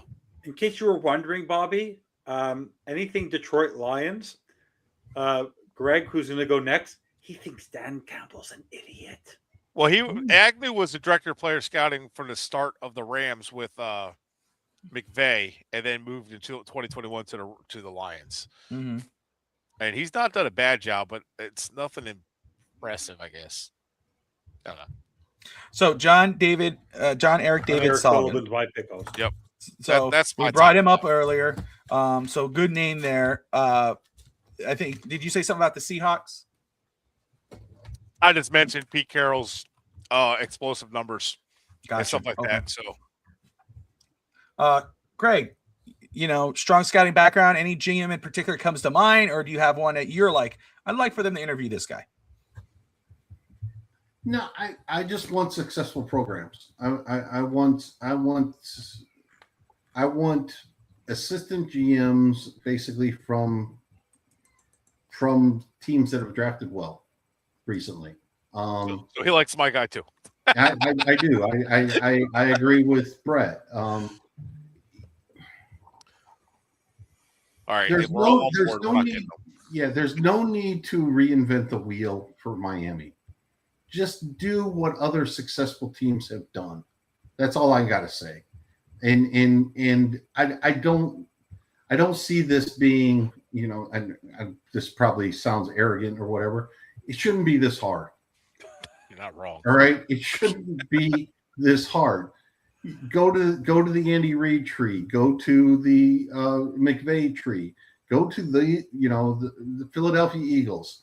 Go to these teams that have been successful here lately and poach their second. And let's go. And if it doesn't work 2 years from now, you pull, an Atlanta and you start it again. Don't they regret not hiring Belichick 2 years ago? Well, and I've said this in the past. All right, Belichick. I want young. I want mid-30s to mid-40s type guys for the head coach and for the GM, and I want a fresh perspective on all of this. So go ahead. I'm sorry. We were going to say something. No. Real quick on Hallaby. Just say I just looked this up real quick. He was a special assistant to this. He was a intern and then was like basically their analytic guy all the way until 2015. Then in 2016, he was the vice president of football operations and strategy, and then he became the assistant general manager. So what I'm taking from that is he was probably one of the guys that included the algorithms and analytics and stuff into that, and the strategy of finding the guys and stuff like that. Like, if we miss this guy, what are the opportunities to get this and that? So that could be helpful. I just don't know, like you said, like the scouting side of things, how much tape and stuff he's got to watch. And is it more of like he deals with the numbers, height, weight, speed, and crunches that and all that stuff. So, but that's what your scouts are for too. So I don't know. Exactly. No, great point. Great point. With the supposed criteria of what Miami is looking for in the next GM, yeah, Ed Dodds is a name that automatically comes to your head. You know, again, strong scouting background. Eric Sullivan from the Packers as well. One guy, Matt Berry, the VP of Player Acquisition for Seattle. He's another guy. A name that I thought of that that I was talking about earlier, other than Eric Sullivan and Ed Dodds, that I think, you know, again, former player in the league, been a part of some good organizations, but also a strong scouting background, is Bears assistant GM Ian Cunningham. That is another name, I think, young guy, but a name I think Dolphin fans should be paying attention to. Ian Cunningham from Chicago. That's another name that I really have been zoned in on as well. So somebody I would like for Miami to possibly interview. If they could bring in Ed Dodds, Ian Cunningham, Eric Sullivan, you know they're doing the right thing. You know they're getting in some good names in there. So we will see how that plays out. Let's see here. Make sure I'm not missing anything in my notes here. We want to talk about the schedule. Go ahead, Evan. No, so I want to ask you and Sammy. If you guys happen to see the schedule that came out. I'm just going to pull it up again. That's the schedule, but the home not the schedule, but the home and away opponents. The opponents, we don't know those are the opponents for next season. Just see if I can pull it up. Let me just see if I have it over here. So home, because Sammy, you were saying that we probably have a bad game that we're going to make fan weekend. So you got the Bills, the Patriots, the Jets, as we know. Got the Chiefs, the Chargers, the Bears, the Lions, and the Bengals. So there, I understand schedule, but except for who knows what the Bengals are going to do. And we're going to the Chargers again. We got the Chargers again. Got the North. We got the North, and then we got it ain't fun. And then get to go away. You got the Bills, the Broncos, the Packers, the Raiders, the Vikings, the Patriots, the Jets, the Colts, and the 49ers. Of all those teams, who team that coming to Hard Rock next team do you think that the fans travel? I was going to tell you. That's what was my question was which team? The Jets, the Patriots, the Jets, Chiefs, Chargers, Bears, Lions, Bengals. Which one is fan club weekend? Bears or Lions? It's got to be the Chargers again because that's the least fan base. So basically, they're going to wait. As for fans, they can't do it again. It's going to be the Chargers again. You can bet it's going to be the Chargers again. But this is, by the way, for a 7-10 team, this is a bad schedule. You get stuck with the North, and then you have to face the 49ers and the Colts again, like on the road again. Like it's not. This is not fun. This is. I understand you have to play who you have to play, or the Bengals. The Bengals will be fun. I was going to say it's the Bengals. I feel it's the Bengals. That's what I keep seeing. But wouldn't it be nice if Burrow was our quarterback instead? Oh my God, that would make a fan weekend fun. Forget about a team with that is good. Think about the fan base. The fans that travel well. You know they need Dolphins fans for that game. They don't need they need to fill it with Dolphins fans. So. Either with the Bengals or the Chargers. Probably the Bengals. Just don't buy your fan club weekend. I don't think the tickets will be sold till the day before the game. The way the team is going, I'm not buying tickets during ever again. I'm gonna buy. No, never buy tickets in advance. But when you guys see that schedule, like they better find at this point, there's no expectations next season. At this point, that's why you can't have any expectations for right now for this season, for this coming season, especially when you look at that. If you're going to next season with this football team. Into next season, there's nothing to be excited about. However, I will preference it by saying we're not going to have the same team going into next season. And still, I understand. Look, there's not enough cap or anything. We don't have any expectations for this offseason for anything drastic other than a new GM and a new scouting department and whatever the draft brings. But to me, looking at this, obviously, again, I hope fans into next year, unless something crazy happens where you're like, holy crap, man, I'm really excited for this rookie. I'm really excited for this coach, whoever it may be. Going to next season with very low expectations, just go week to week, enjoy every game as best as you can, and hope for the best. But go ahead, Greg. Bobby, I was going to say this real quick. All right, to that point, expect 20 to 25 new players on a 53-man roster next year. I would like to see 52. I'd like them to pull a Belichick in North Carolina and go 52. Just keep Achane, everyone else, and Riley Patterson and Jake Bailey. Fine, we'll keep those guys. Yeah, everyone else, you can go. No, you're going to turn over half this roster. This is not going to be the same team going into next year. It's not going to look the same, and that's one of the things that could potentially give fans a little bit of hope going into next year. Is that this is going to be a completely different roster. You're not going to recognize a lot of these names. Good. Hey, I'll Good. throw another name in the ring for GM. Andy Weidel.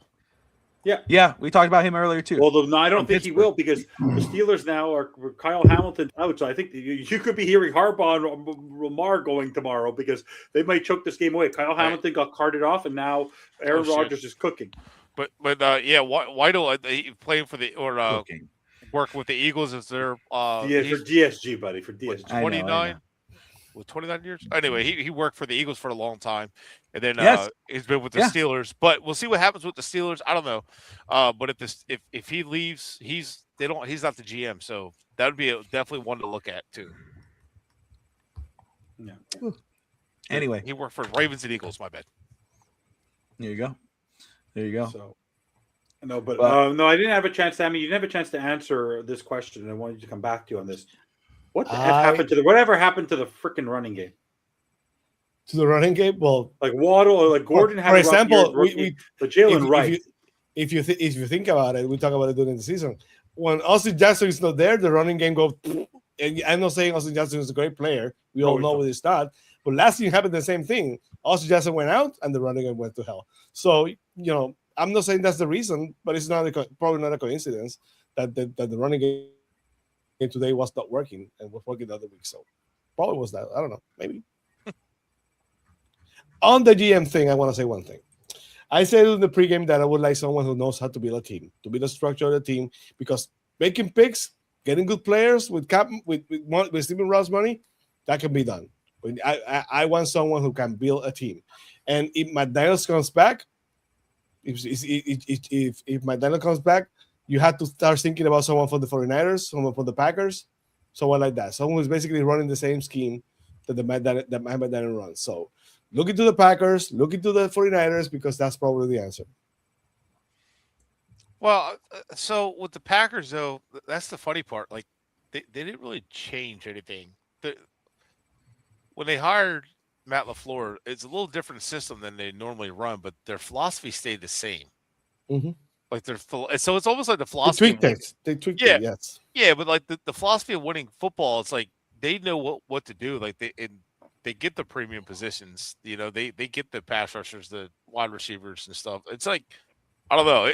I honestly would like to go with a guy from the Packers just because they've been doing it for so long, drafting and developing, and it's been a system forever since Holmgren was there, since before Holmgren was there. So it's like, it's something that they need to, that Miami really needs to look into, or Philly, because they know how to build a winning team as well and do things the right way. So it's just, I don't know. We'll see what happens. But again, like it's like I've said before, this team's put together. What are we trying to do? This team makes no sense with the construction. So like, can we get a GM that knows how to make it make sense and knows how to get the right pieces? But then my problem is, if we get a guy like John Eric Sullivan who worked with LaFleur, does he keep McDaniel? If you hire John, if you hire Sullivan, and Sullivan comes in here and he says, he speaks with McDaniel and he says, okay, I could work with McDaniel, then be bygones, let bygones be bygones. It is what it is. You know what I mean? Because you're getting a new GM, you're getting a new front, whatever. And if he believes McDaniel could, work his ingredients to a good recipe, then all power to it. You know what I mean? Right. What can you do with it? Praying over there on Rodgers is down. That's only a matter of time, brother. Bobby, I want to ask No. We need the Steelers to win because maybe we'll have a chance to Lamar Jackson. You guys, Bobby and Sammy, I asked this question earlier to Greg and Brett. What happened this year to the NFL? You look at the quality. I watched last night very intently. I watched all the games. The quarterback play has been mediocre. Like Sam Darnold, they're number one seed. The man turned over the ball 21 times this season. Brock Purdy did not look great last night, even with McCaffrey and the offense there. They looked completely. I look at what's going on in the NFL this year. Like, if this is Josh Allen's year, if he doesn't win it this year, he doesn't get the Super Bowl this year. I don't know when he's ever going to get there. But I just feel like this has been one of those seasons where, like, teams that have hired good head coaches, whether it's Mike McDonald or you had Sean Payton or Mike Vrabel, the coaching really mattered this year. It wasn't the QB play as much as it was the coaching of the teams that have been successful this year. So whether it's Liam Cohen, or whether it's Ben Johnson, or whether it's Mike Vrabel, it's just I feel like the coaching mattered this year, and that's why I think they have to get the coach right. As much as they have to get the GM right, they need to get the coach right. Yes, you need to have a good quarterback, but a lot of these quarterbacks, some of them who are playing in the next year, did not have great seasons. CJ Stroud was not phenomenal this year. The defense still. I just feel you have to get the right coach in there to set along with the general manager to really make a difference, because I think coaching will matter this year. A team is going to make the Super Bowl, guys, where the quarterback is average at best. What are your thoughts, Bobby and Sammy, on what's happening in the NFL this year? Go ahead, Sammy. I think it's kind of weird. There's always a year when there's a turnaround. Everybody's keep the punters keep predicting the same players. Kansas City again and again the same thing. This comes a year when everything flips, and you can see other teams basically turning around. And next year, nobody's going to pick the Chiefs next year. Everybody's going to pick the Patriots. It changes. So there was a lot of bad football this year also. The quarterback play wasn't good. A lot of weird injuries, a lot of people hurt, and not a good football. So that's why I think I wanted to say that in the pregame, but I forgot. You were right on the money. I didn't agree with you at the time, but you were right, Evan. You said that you expected to have a lot of coaching vacancies this offseason. I don't know if they're gonna be, but you're right about the possibilities, because you said it. I didn't agree. I didn't agree with the possibilities of having a lot of coaches who could be fired or people, traded or whatever. But you were right about that. And basically that's the case, and it's also because of a lot of bad coaches. So between the generational flip, you're gonna see the Chargers going up, the Chiefs going down. Well, the Jaguars probably going to get established, even with the Colts a great first half of the season. Now the Jaguars probably maybe turn the quarter. So we have to wait and see. But it was a lot of bad football. It was a lot of changing the NFL. Next year, it's going to be interesting when the people who basically the punters that usually pick the same teams gonna have to make a hard decision to either I pick the team they picked this year or go over with the generational change. So it happens every 8-9 years happens, but I don't think that you're going to see the powerhouse that we had see every single year. Probably in the AFC coming up as favorite next year. The NFC right now is a better conference. So if the Dolphins basically had the team that it was a good team, they might have a chance to win the Super Bowl for the next couple of years. Unfortunately, we're rebuilding right now, so that's a shame. Bobby? Yeah, I there's not much really to add to that. It's just been a weird year, around the league. Yes, teams have taken a step back. It's kind of like I don't know what to make of it. It's just what it is. I expected the guard. That's right. It's just again. Everyone thought the Colts were going to be great. They didn't win a game for 5 straight. Remember I told you that? Yeah, I know. We're gonna replay that every week so you can get backup quarter matters. When you send me the ring, Sammy, send Evan a cookie so he could feel better because he needs a cookie. I got one prediction right all season. I have something for him. It's not gonna be. There you go. There you go. Oh God! There you go. I'll use that to wipe my nose. Jesus Christ. But I will say this: if I remember correctly, Evan, when we were doing the last post game of the season last year, during the post game we got that Stephen Ross statement, right? That statement we got last year during the last post game. This season, there's no statement yet. So very, very, very interesting. Yes, we all can hope that tomorrow. If I don't see it first, I'm just hoping I get that. See Evan calling. What's Evan calling for? Hello, Bobby. Bobby. Bobby. No, come on, guys. You will hear me in San Juan if McDaniel gets fired. Like you will hear me across the globe. One last prediction, if I may, on the GM search. Yes. Dolphins fans always do the same. There's 1/3 that's gonna agree. There's 1/3 that is gonna disagree. And that's 1/3 that never agrees. So you always get 2/3 who don't agree with anything. So no matter who the pick, it's gonna suck. It's gonna be a failure. The Dolphins done nothing. So that's gonna happen. I know we've said this so many times before, but I think it means a lot more now because and again, I know we keep hampering on the head coach, but really, I think this is more important now more than ever. because we're getting a new guy who's going to be running this, at least the football team with building the roster. And then it's not just that, but also those 2 guys that were laid off too. That's so important. This could be the most important offseason for the Miami Dolphins, not for next season. We're going to win next year. We all know that there's no high expectations going to next year. This could be what sets us up for the next 10 years if they make the right hire this offseason with the general manager. If you get a guy who could build a good foundation that, 16 months from now, we're going, damn, that worked out. We had a tough season that year, tough season this last year, but we finally got our guy. And now we're going to start making what we're going to. That's why this next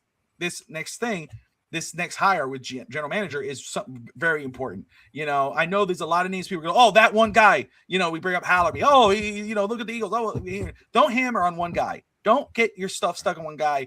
Get everybody, when you start hearing these names pop up, all these lists, look them up, see what they've done, see what they've been a part of, then make your judgment. And then after you've done your initial judgment, shut up, sit back and watch them cook. Let them do it. And in that way, when the next season comes along and the picks that they made that Brett disagrees with or loves or vice versa, or Evan or whatever, we go, damn, we were wrong, or damn, we were right.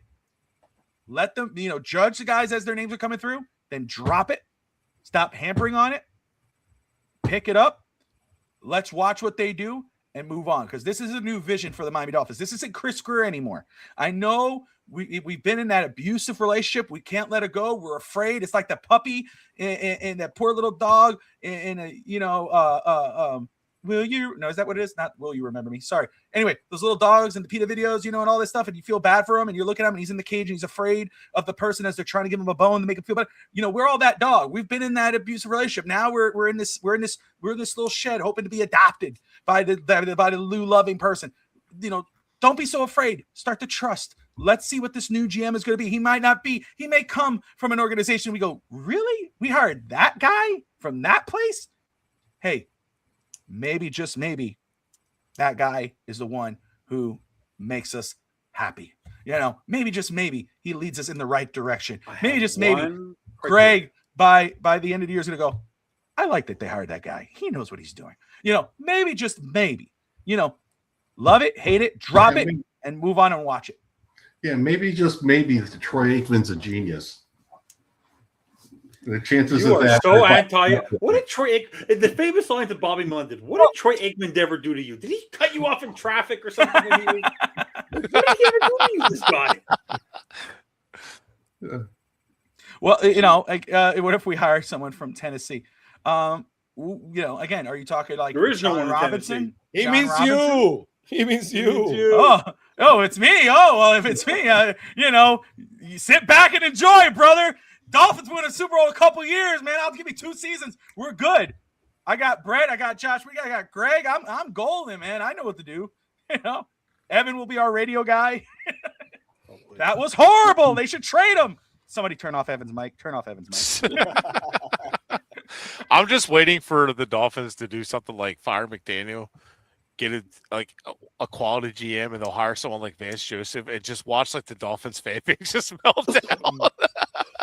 I don't know if it's a good or bad head coach, but I would just die. But Brett, let me ask you, because he's a big name.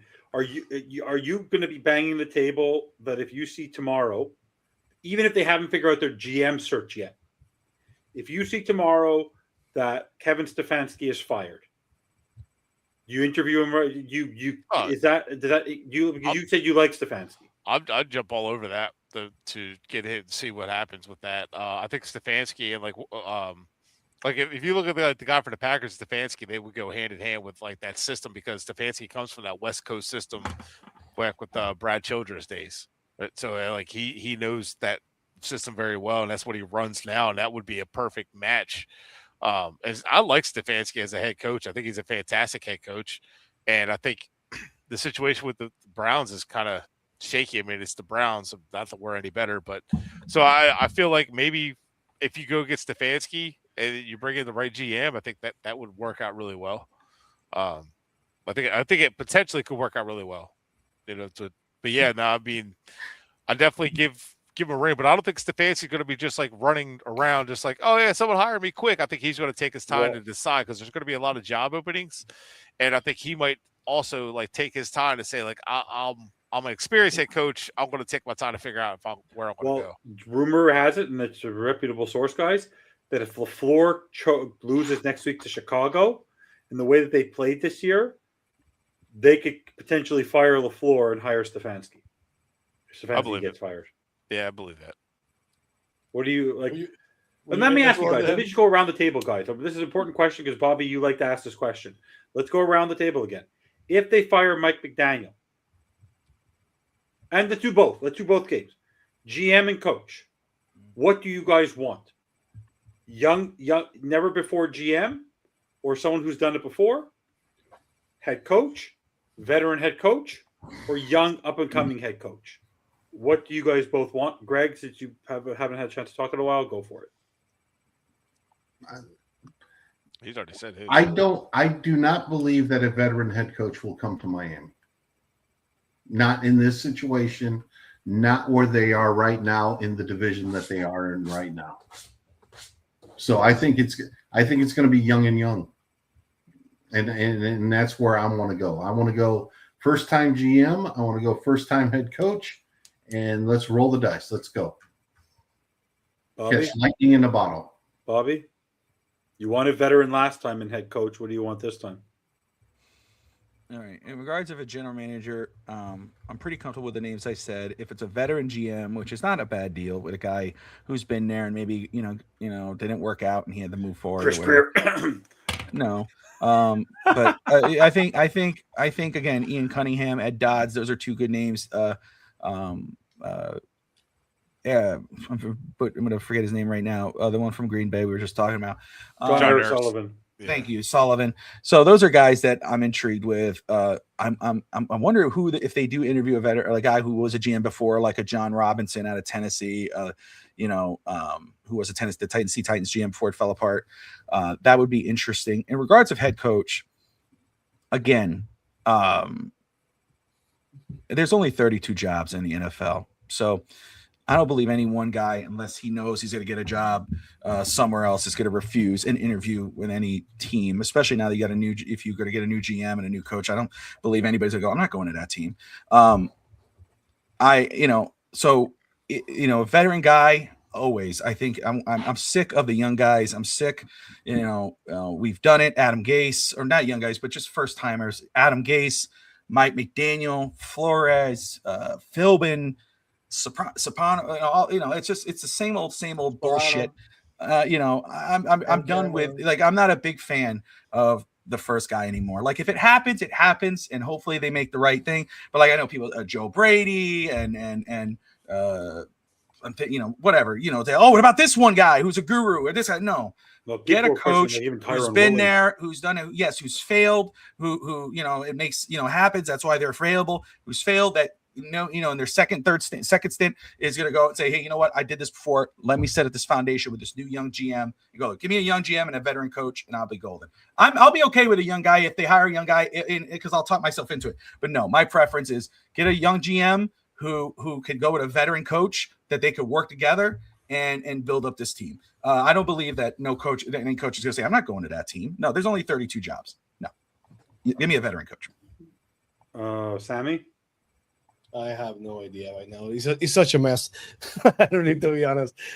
I usually prefer the veteran because the experience with the rookies had not been good in Miami. Ken Cameron, Sperano, Brian Flores, Adam Gase, all over and over and over.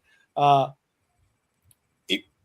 Dolphins hired Dan Wanstead, who was a coach before with the Bears, and that's basically the last playoff with the Dolphins I think it have in 25 years, if I'm not mistaken, right? So we have one after the other rookie head coaches that had failed. So that experience has not been good for the Dolphins. So it's hard for me to say, let's get someone who's had experience and basically to come to Miami now, he's going to become a genius. We have a genius right now, and the genius failed. Failed. Yeah. No, that failed. That's sure. Genius failed. So, I rather have the experienced guy. I'm pretty sure they can find someone. Stefanski will be very intriguing. I don't know if the Packers are going to do that, but they done things like that before. Mike McCarthy, I remember Mike McCarthy went to the playoffs. I think they fired him after going to the playoffs. I'm mistaken. So the Packers get tired every now and then. So it would not be crazy. I don't think they will do that, but that would not be crazy. So give me the veteran coach. Give me the one GM that basically shows me he has an idea of how to build a team. Mix analytics, mix with everything, mix with code. The Dolphins have been told that, said that they're going to revamp the scouts, the scout department. Good, but get me the best scouting department that money can buy. That's what River Ross needs to really spend his money. Greg and Brett. Do it. But I lost about. The funny thing about that, Sammy, is a lot of NFL teams have cut their scouting departments and things like that because of all of the analytics stuff and of the availability of being able to basically scout everybody remotely. Yeah. So nowadays you really don't have to be on the road as much.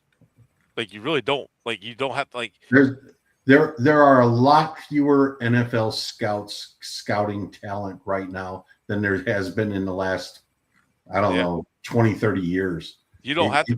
It's really it's really something that's basically been hacked to death. And to be honest, though, it's kind of a good thing because they spend 9 months on the road and they don't get paid anything. So there's no point in having it the way they were. So I'll be honest. I see them the glass half full, because if that's the case, there are a lot better scouts out there without a job. So get me some of those. I don't mind that. Well, if they're less working, they're more available. So get me the better one of those. Well, the thing is, it's a matter of making the best of what you have, right? So that's what it's going to come down to. As far as for general managers, I just want someone who with fresh ideas, who wants to come in and change things, and for not reinvent the wheel, but change Miami's philosophy and say, trash everything you're doing. It makes no sense. This is what succeeds. Let's do it, and then get someone who's a little bit more cutthroat, who will go after the right players. And as far as head coach, they don't have to be experienced. I like Stefanski because he's a good head coach. He's still youthful. I still want a youthful head coach. I don't want to go in. Yeah, so I would love Stefanski would be my top choice if available. I know it's going to be really popular if John Harbaugh becomes available. I like John Harbaugh. I think he's a good coach, but I'm not huge on the Harbaugh brothers necessarily, because sometimes they get to be the dinosaur football. And I think that's usually what holds them up against the guys, the likes of Andy Reid and the Bills. And so the Ravens have struggled against the Bills and the Chiefs. So if their philosophy isn't that good. One team interviewed Andy Reid back in '99. That was the Eagles. They hired him. They gave him full control. He had full roster control and all. He was not a very well-known name back then. And look what he's done in his career. I'm not saying it's easy to find, but there are guys who are that we don't necessarily pay that close attention to that were developed from a good system. And Mike Holmgren was one of the ones who developed the guys like that. Trees are hard to find, guys, but you can find guys like a Sean Payton, who is not as well known either, but come from Belichick's tree, but just had that philosophy, had the correct ways of doing things. If you find a guy like that, so whether that's an experienced head coach or that's a brand new head coach, it doesn't matter. And I think a guy like Joe Brady, I do like, because he has come up from Sean Payton and he has learned and he's been around. He worked with everywhere he's been. The quarterbacks have done well. The Panther situation, he didn't really have much to work with, but they did pretty well. So I would look at guys like that too. Even though they're younger, they can still find a way. And the William and Mary guys have been pretty good. You got Tomlin and McDermott. They're William and Mary guys. I Lamar want to say, Lamar just made a play. Holy shit! I'm sorry, Okay. Bobby. I want to say what I want to say. Yeah. I understand what we're saying, but Andy Reid's a great example of what I'm trying to say. Andy Reid could not win the big one with the Eagles. He went to the Chiefs in the second opportunity and won a big one. Bill Belichick could not win squad with the with the Browns, and he went to the Patriots and basically made history. Hold on. So So the Browns are what the Ravens are right now. yeah, I get that, but Belichick built that, and the Eagles' philosophy right now that's working, that they've won Super Bowls with, is Andy Reid's philosophy. And Andy Reid took his team to a Super Bowl. He had 2 losing records the whole time with the Phillies. Yeah, but I'm just saying he was an elite coach. They both coaches went somewhere, could not win. As rookie coaches, they could not win. When they got the experience, they went to the second franchise and basically dominated the last 20 years. So when they got their GM and they went somewhere else. I will say, too, what Steve is saying, too, in the comments, I think that's absolutely fair because Evan brought this up earlier. When you saw what happened with the Lions last year, and you see what happened now, but number one, for a head coach, find a coach that knows how to inspire a team and teach them how to win. Number two, he bring in an OC and a DC who can take care of the details, delegate. I think that's so important. I want a head coach. I don't want an offensive guy who's going to call offensive plays. If you're a head coach, you be the head coach. Don't call plays. That's why I don't want Mike McCarthy. Delegate. That's why I don't want Mike McCarthy. Well, that's delegate. You notice that's because again, Andy Reid calls his plays. That's different. No, not about a rookie coach. Yeah, it's a him and coach. Sean Payton are like the ones that do it, and they're good at it. That's it. Yeah. McVay's But the other thing is 3, get out of McVay's it. pretty good at it too. I agree. That's true. Oh yeah.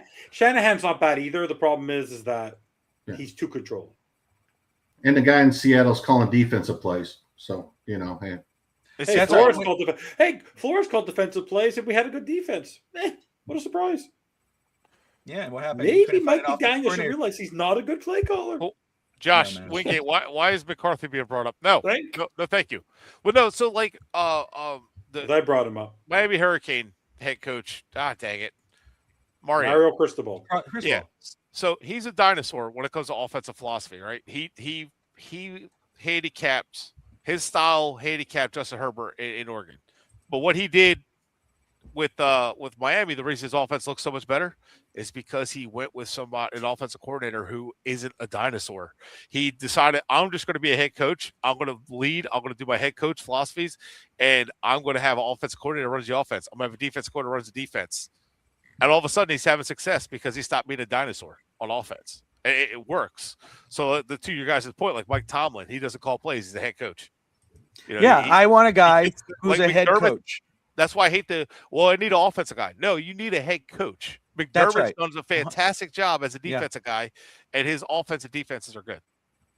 That's what I want. I want a guy who's, again, if we brought in Andy Reid, let him call whatever play he wants. Yeah. It's Andy Reid. But if you bring in a head coach, it's definitely what Steve was saying. Bring in a guy who obviously, yes, he's a leader of men. He can inspire. He can do his job as coach, but also bring in a very good offensive coordinator, bring in a defensive coordinator. When you tell me offensive guru, you better be hiring that guy as the offensive coordinator. You tell me defensive guru, he's your D coordinator. I don't want to hear, this guy's a great D guy, but he's head coach. Bullshit. We need a defense. Our defense sucks. We need a defensive head coach. No, you need a good defensive coordinator. We need a head coach, a head football coach. Delegate. Look at Ben Campbell. That way, when your team's out in the field, your offense or defense, the coach is watching the plays, watching the game, knowing we're looking at the time, looking at the field, talking to the D coordinator and the offense coordinator, and here's your offensive coordinator. Okay, this is where he's going the next play with the quarterback. Not your head coach going like this, looking at the offensive plays while defense is on the field, sitting on the bench like an Adam Gase or Mike McDaniel. No, get a freaking head football coach. That's what we need. That's it. If that happens, we need to get a GM first. We'll see what happens with McDaniel. I will say, I keep refreshing.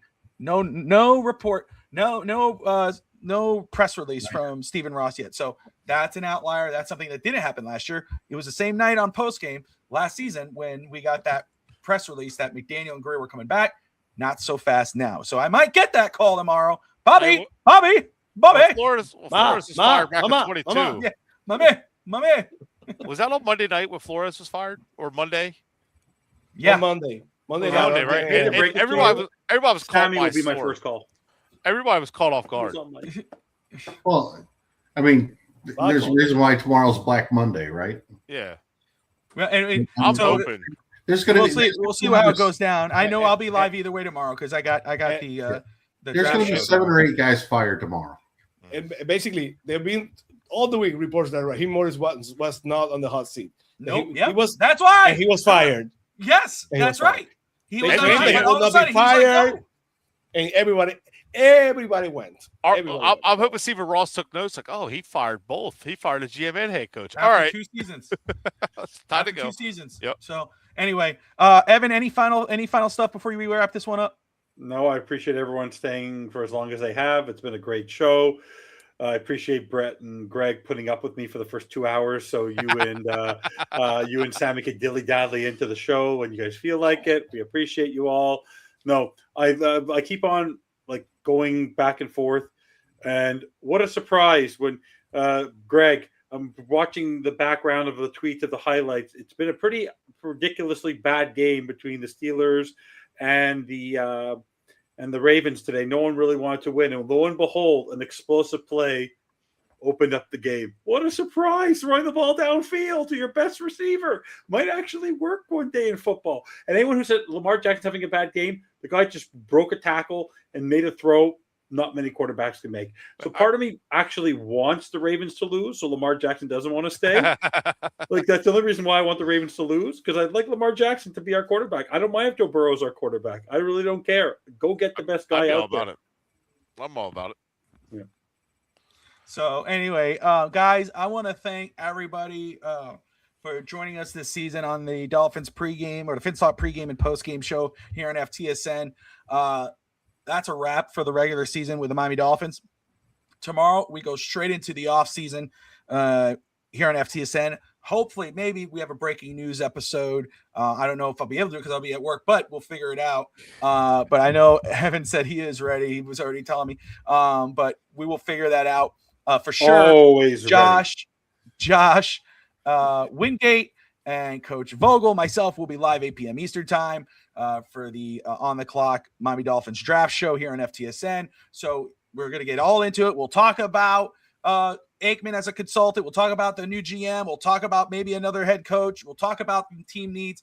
Talk about most every position, and we'll get into what we have planned for this offseason. DSG, thank you, brother, for watching all season long. Steve, thank you. Appreciate you. You're awesome. You and Shari. Josh, Wingate, see you tomorrow. Woodson, thank you. McD, everybody, appreciate you all watching. Hopefully I'm not missing anyone here. Daniel. Don't forget Scotty, Duke. Everyone. We have a lot of cool stuff cooking here on FTSN. Finstanza, Brett, Greg, they got some cool stuff cooking. Like I said, Josh, myself, and Coach Vogel, Steve Malloy, also with Real Talk Fins Talk. Sammy and I, very excited. We got some stuff cooking. Got a lot of things going on here on FTSN. So do me a favor, Dolphin fans. The season's over. It sucked, but that's life. That's the life of a Dolphins fan. So no matter what, do me a big favor. Like, subscribe, and as always, fins up. We'll see you guys. We'll see you tomorrow.